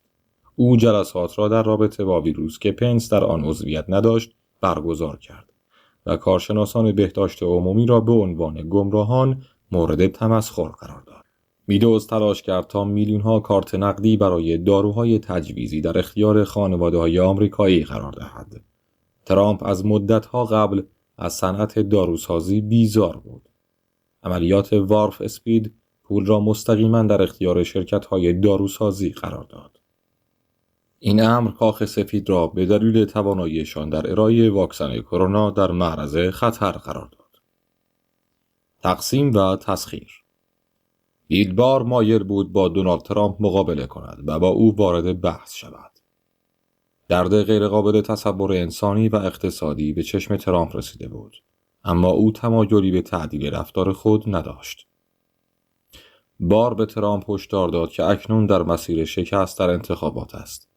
در 29 می دونالد ترامپ رئیس جمهور آمریکا در توییتی نوشت وقتی غارت شروع می شود، تیراندازی شروع می شود. میدوز سعی کرد توضیح دهد چرا توییت ترامپ تا این حد تحریک‌آمیز و توهین‌آمیز بود. ترامپ در ابتدا می‌خواست با این برچسب مبارزه کند، اما مشاوران او را متقاعد کردند که درگیری احتمالاً توجه غیر مفیدی را به خود جلب می‌کند. آن یک شنبه شهرهای سراسر کشور مملو از اعتراضات بود که در بسیاری از موارد اولین تجمع گسترده از زمان شروع همه‌گیری بود. کارکنان کاخ سفید در مورد اینکه کانیه وست یک مراسم کلیسایی شفابخش را در چمن جنوبی رهبری کند بحث کردند. ترامپ خواستار حضور نیروهای فعال در خیابان‌های کشورش بود و از قانون شورش برای تحقق آنها استفاده کرد. همه شما بازنده‌های لعنتی هستید. اسپر بعداً یادآور شد که خشم و غیرمنطقی بودن ترامپ فراتر از آن چیزی بود که اکثر حاضران در اتاق دیده بودند. بار داوطلب شد از بخش‌های مختلف دولت فدرال می‌تواند 5000 افسر مجری قانون دیگر را جمع کند. ترامپ به فرمانداران اعتراضات در ایالت‌هایشان گفت شما باید تسلط داشته باشید. برخی از مشاوران در حال کار بر روی پیشنویس فرمانی بودند که قانون شورش را تنها در واشنگتن اعمال می‌کرد. دیگران به او پیشنهاد کردند کتاب مقدسی را با خود بیاورد و از آن خارج از کلیسای آسیب دیده بخواند. تظاهرات زندگی سیاه‌پوستان مهم است. در طول تابستان در شهرهای بزرگی مانند نیویورک و شیکاگو ادامه یافت و تصویری از قتل عام آمریکایی که ترامپ در سخنرانی تحریف خود از آن صحبت کرده بود را تداعی کرد. مایلی درباره عصبانیت بار از ناسزاگویی‌های میلر گفت. باید به او میگفتم دهن لعنتیت را ببند. در طول مبارزات انتخاباتی 2016 مشاوران دونالد ترامپ به دنبال مشکلی برای حفظ موقعیت خود در حومه شهر بودند. به عنوان رئیس جمهور او به قانون HUD پایان داد که او را مجبور به پذیرش دریافت کنندگان خدمات بیمه را در ساختمان‌های خود کرده بود. این قانون بر اساس قانون مسکن منصفانه بود که ترامپ و پدرش در دهه 1970 از آن شکایت کرده بودند. تالسا مدیر ستاد انتخاباتی دونالد ترامپ در سال 2016 به او اطمینان داد که حریفش جو بایدن تا حد زیادی نامرئی است، در حالی که رئیس جمهور می‌تواند بر اخبار کاخ سفید تسلط داشته باشد. اما با پایان یافتن همه‌گیری، ترامپ به طور مداوم در نظرسنجی‌ها از بایدن عقب افتاد و شروع به شرکت در جلسات روزانه گروه ویژه ویروس کرونا کرد. در تابستان بیشتر تقصیر ترامپ برای وضعیت مبارزات انتخاباتیش بر گردن مدیر ستاد انتخاباتی او براد پارسیکل افتاد. بیشتر این هزینه‌ها از طریق یک شرکت با مسئولیت محدود که پارسیکل و اعضای خانواده ترامپ ایجاد کردند تأمین شد. برخی از اهدا کنندگان به دلیل شوخی‌های مکرر در مورد زندگی خصوصی لارا ترامپ با دان جونیور از این کمک‌ها ناامید شدند. یک روزنامه انگلیسی سبک زندگی او را مستند کرده است، از جمله فراری و خانه‌ای کنار آب در فلوریدا. این مقاله کوتاه عصبانیت ترامپ را از این تصور که کسی بدون اجازه از نام او کسب درآمد می‌کند برانگیخت. وقتی از دونالد ترامپ پرسیده شد آیا نگران همه‌گیری آبولاست یا خیر، دونالد ترامپ به اندرسون کوپر گفت که نگران نیست، زیرا ما چیزهای زیادی در مورد این ویروس یاد گرفته ایم. کمپین او در سالگرد جشن آزادی برده‌ها در ژوئن در تالسا، اوکلاهاما تجمعی برگزار کرد. براد پارسیکل، مدیر ستاد انتخاباتی دونالد ترامپ، رئیس جمهور آمریکا، سخت تلاش کرد تا بازگشت او به مسیر مبارزات انتخاباتی خاطر انگیز شود. ترامپ در حالی که در راه بازگشت به واشنگتن سوار کشتی مارین وان شد، مراسم را غمگین و شکست خورده ترک کرد. پس از شیوع ویروس کرونا، دونالد ترامپ خود را قربانی یک حمله سیاسی خاص دید. او توصیه‌هایی را برای تغییر رفتار عمومی خود یا حداقل نشان دادن نگرانی در مورد تأثیر انسانی آن رد کرد. او به دستیاران گفت: من ترجیح می‌دهم راهم را گم کنم تا اینکه راه تو را بروم. در اواسط ژانویه، مدیر ستاد انتخاباتی دونالد ترامپ، رئیس جمهور دونالد ترامپ، براد پارسیکل جای خود را به بیل استیپن داد. ترامپ با ران دیسانتیس فرماندار فلوریدا تماس گرفت تا او را از ورود استپین آگاه کند و به نظر نمی رسید این موضوع باعث عصبانیت فرماندار شود. تظاهرات تالسا که منجر به برکناری پارسیکل شد، به اطمینان از سقوط او کمک کرد. در آستانه کنوانسیون دموکرات‌ها، پرزیدنت ترامپ حواسش به مسائل خانوادگی بود. برادرش رابرت درگذشت و او را در بیمارستان ملاقات کرد. کارکنانش مراسم تشییع جنازه او را در کاخ سفید برگزار کردند. کنوانسیون دموکرات‌ها با یک برنامه تقسیم شده جایگزین شد که تعامل حضوری کمی داشت. هدف این بود که همدلی را به مردی که به طور بدنام از آن بی‌بهره است نشان دهد. بینندگان از مقاماتی که به ندرت علنی صحبت می‌کردند، مانند دن اسکاوینو، ادای احترام ویدئویی را دیدند. نه یکی از مردگان. ایالات متحده 200,000 نفر را بر اثر ابتلا به ویروس کرونا از دست داد، اما کاخ سفید در ادای احترام تأسف‌بار شرکت نکرد. ترامپ از دیدن ماسک‌ها وحشت زده شد و در وسط جلسه به یکی از دستیارانش کوبید و گفت: این چیز لعنتی را در بیاور. حتی در بیخیالی ترین حالات، وقتی نوبت به بیماری رسید که کشورش را ویران می‌کرد، مرگ و میر دور از ذهن ترامپ نبود. به نظر می رسید او معتقد بود که میکروب‌ها چیزی است که می‌تواند از شخص دیگری بگیرد، اما از این تصور که می‌تواند آنها را به دیگران منتقل کند غافل بود. تمرکز ترامپ تقریباً غیر ممکن بود. به نظر می رسید بیشتر او به مصرف مواد یا کودک آزاری بایدن اهمیت می‌دهد. وسواس جولیانی نسبت به معاملات تجاری خانواده در خارج از کشور فروکش نکرد. دونالد ترامپ در پرواز از مینسوتا به سمت خانه از جو بایدن، معاون رئیس جمهور، خواست تا نام یک گروه راستگرا را که با ضد فاشیسم مرتبط است معرفی کند. روز بعد هوپ هیکس به ویروس کرونا مثبت شد. و ترامپ منتظر نتایج آزمایش خود بود. پزشک کاخ سفید از سازمان غذا و داروی آمریکا برای استفاده از درمانهای تایید نشده برای ترامپ ها اجازه درخواست کرد. وقتی سطح اکسیژن خون او کاهش یافت، به ترامپ اکسیژن کمکی داده شد. میدوز به همکارانش گفت آنها میگویند من میتوانم یکی از مردگان باشم. میدوز در طول اقامت ترامپ در والتر رید از کنار او دور نشد.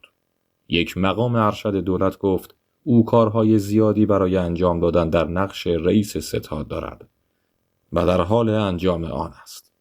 دونالد ترامپ پس از تشخیص ابتلا به ویروس کرونا تصمیم گرفت باید توسط پزشک معاینه شود. او ترتیبی داد که سرویس مخفی او را از کنار طرفدارانی که بیرون والتر رید جمع شده بودند بیرون ببرد.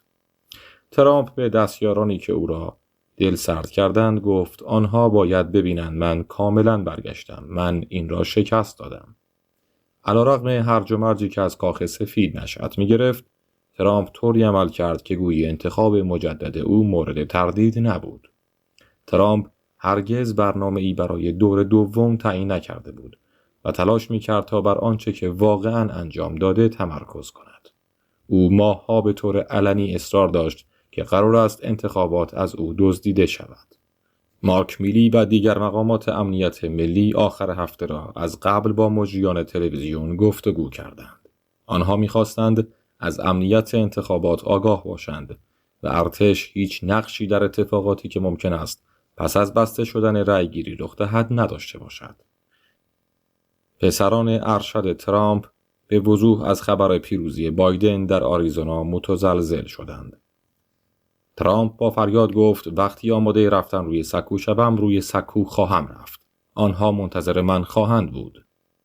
حدود ساعت 2 بامداد ترامپ در اتاق شرقی کاخ سفید راهی سکو شد. آزمون با مبارزه. ترامپ به دستیاران مطبوعاتی خودش گفت فکر می‌کردم که ما بردیم. شبکه گسترده‌ای که ترامپ در طول زندگی بزرگسالی خود ساخته بود با واکنش‌های متفاوتی روبرو شد. او در یک سخنرانی آتشین و با لحنی تند گفت صادقانه بگویم ما در این انتخابات پیروز شدیم. ترامپ نه داد زد و نه فریاد کشید. او گوش داد و گفت خیلی خوب. بیشتر مردم این احتمالات را می‌شنیدند و آنها را نشانه‌ای برای کاهش انتظارات خود می‌دانستند. اتاق جنگ بانون در آغاز مراحل استیضاح راه اندازی شد و سپس به عقب انداختن نتیجه انتخاباتی تغییر کرد که او مدت‌ها حدس می‌زد که تقلب می‌شود. پس از چندین سال دوری، بانون بار دیگر برای ترامپ مفید بود. در هفته‌های پس از انتخابات، ترامپ گزینه‌های خود را تا زمانی که می‌توانست باز نگه داشت. او به دستیاران گفت من قرار نیست آنجا را ترک کنم. هرگز در تاریخ هیچ رئیس جمهوری از نتیجه کاخ سفید به این زودی پس از پیروزی در انتخابات امتناع نکرده بود. جولیانی با پت سیپولون مشاور کاخ سفید بحث کرد که بازشماری آرا باید قبل از پیگیری راه‌حل‌های حقوقی دیگر به نام ترامپ متوقف شود. جولیانی با این ادعا که کلارک شانس موفقیت ترامپ را به حداقل می‌رساند پاسخ داد شما به رئیس جمهور دروغ می‌گویید. کلارک از معاون پنس به خاطر فحش دادن در مقابل او عذرخواهی کرد. میدوز از باراک خواست تا از جو بایدن معاون رئیس جمهوری آمریکا در کاخ سفید استقبال کند به عنوان روشی ملایم‌تر برای خروج. میدوز نکات بی‌ثباتی را که گاهی اوقات چیزی بیش از تئوری‌های توطئه نبود به ادارات و سازمان‌های مختلف منتقل می‌کرد. میدوز به کلین گفت به آنها گفتم که آن را درست کنند و سپس هیچ چیز تغییر نمی‌کرد. میدوز از دسترسی تیم بایدن به یک سیستم کامپیوتری تخصصی که برای شروع کار برنامه‌ریزی بودجه رئیس جمهور بعدی ضروری بود خودداری کرد. جولیانی بر این ایده متمرکز شد که ماشین‌ها دستکاری شدند و مکانیزمی برای پاک کردن داده‌ها در داخل آنها وجود دارد. او در مورد بازگرداندن فلین که ظاهراً به دلیل دروغ گفتن به معاون رئیس جمهور اخراج شده بود، به عنوان رئیس دفتر کاخ سفید فکر کرد. مقامات کاخ سفید برای جلوگیری از ورود مایکل فلین و گروهش به دفتر ریاست جمهوری هجوم بردند. ترامپ هم به عنوان ناظر و سازمان دهنده منفعل وقایع و هم به عنوان همکار با کسانی که با دولت او به عنوان یک دشمن رفتار می‌کردند وارد عمل شد. برخی از شرکت کنندگان با گریه جلسه را ترک کردند. دیگران به تاریخ جدیدی منتقل شدند.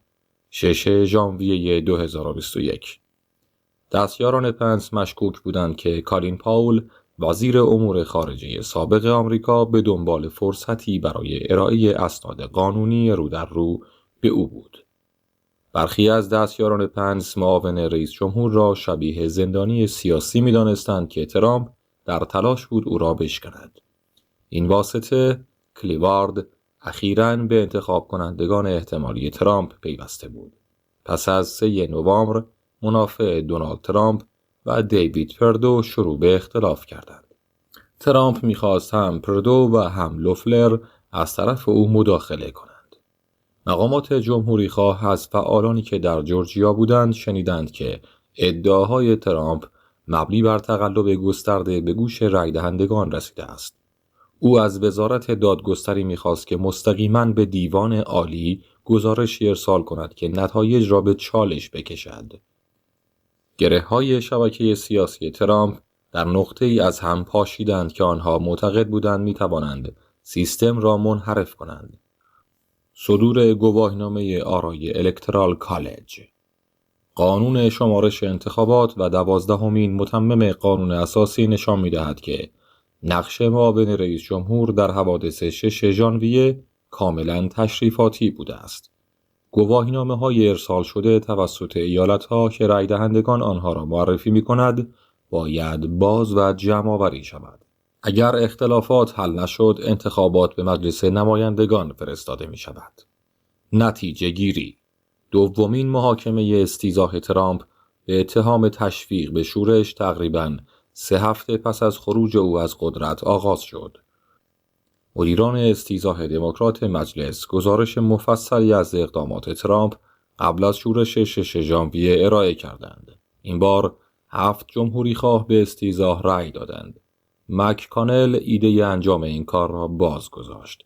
در ماه‌های پس از انتخابات ترامپ وسواس او نسبت به وقایع 6 ژانویه ادامه داشت.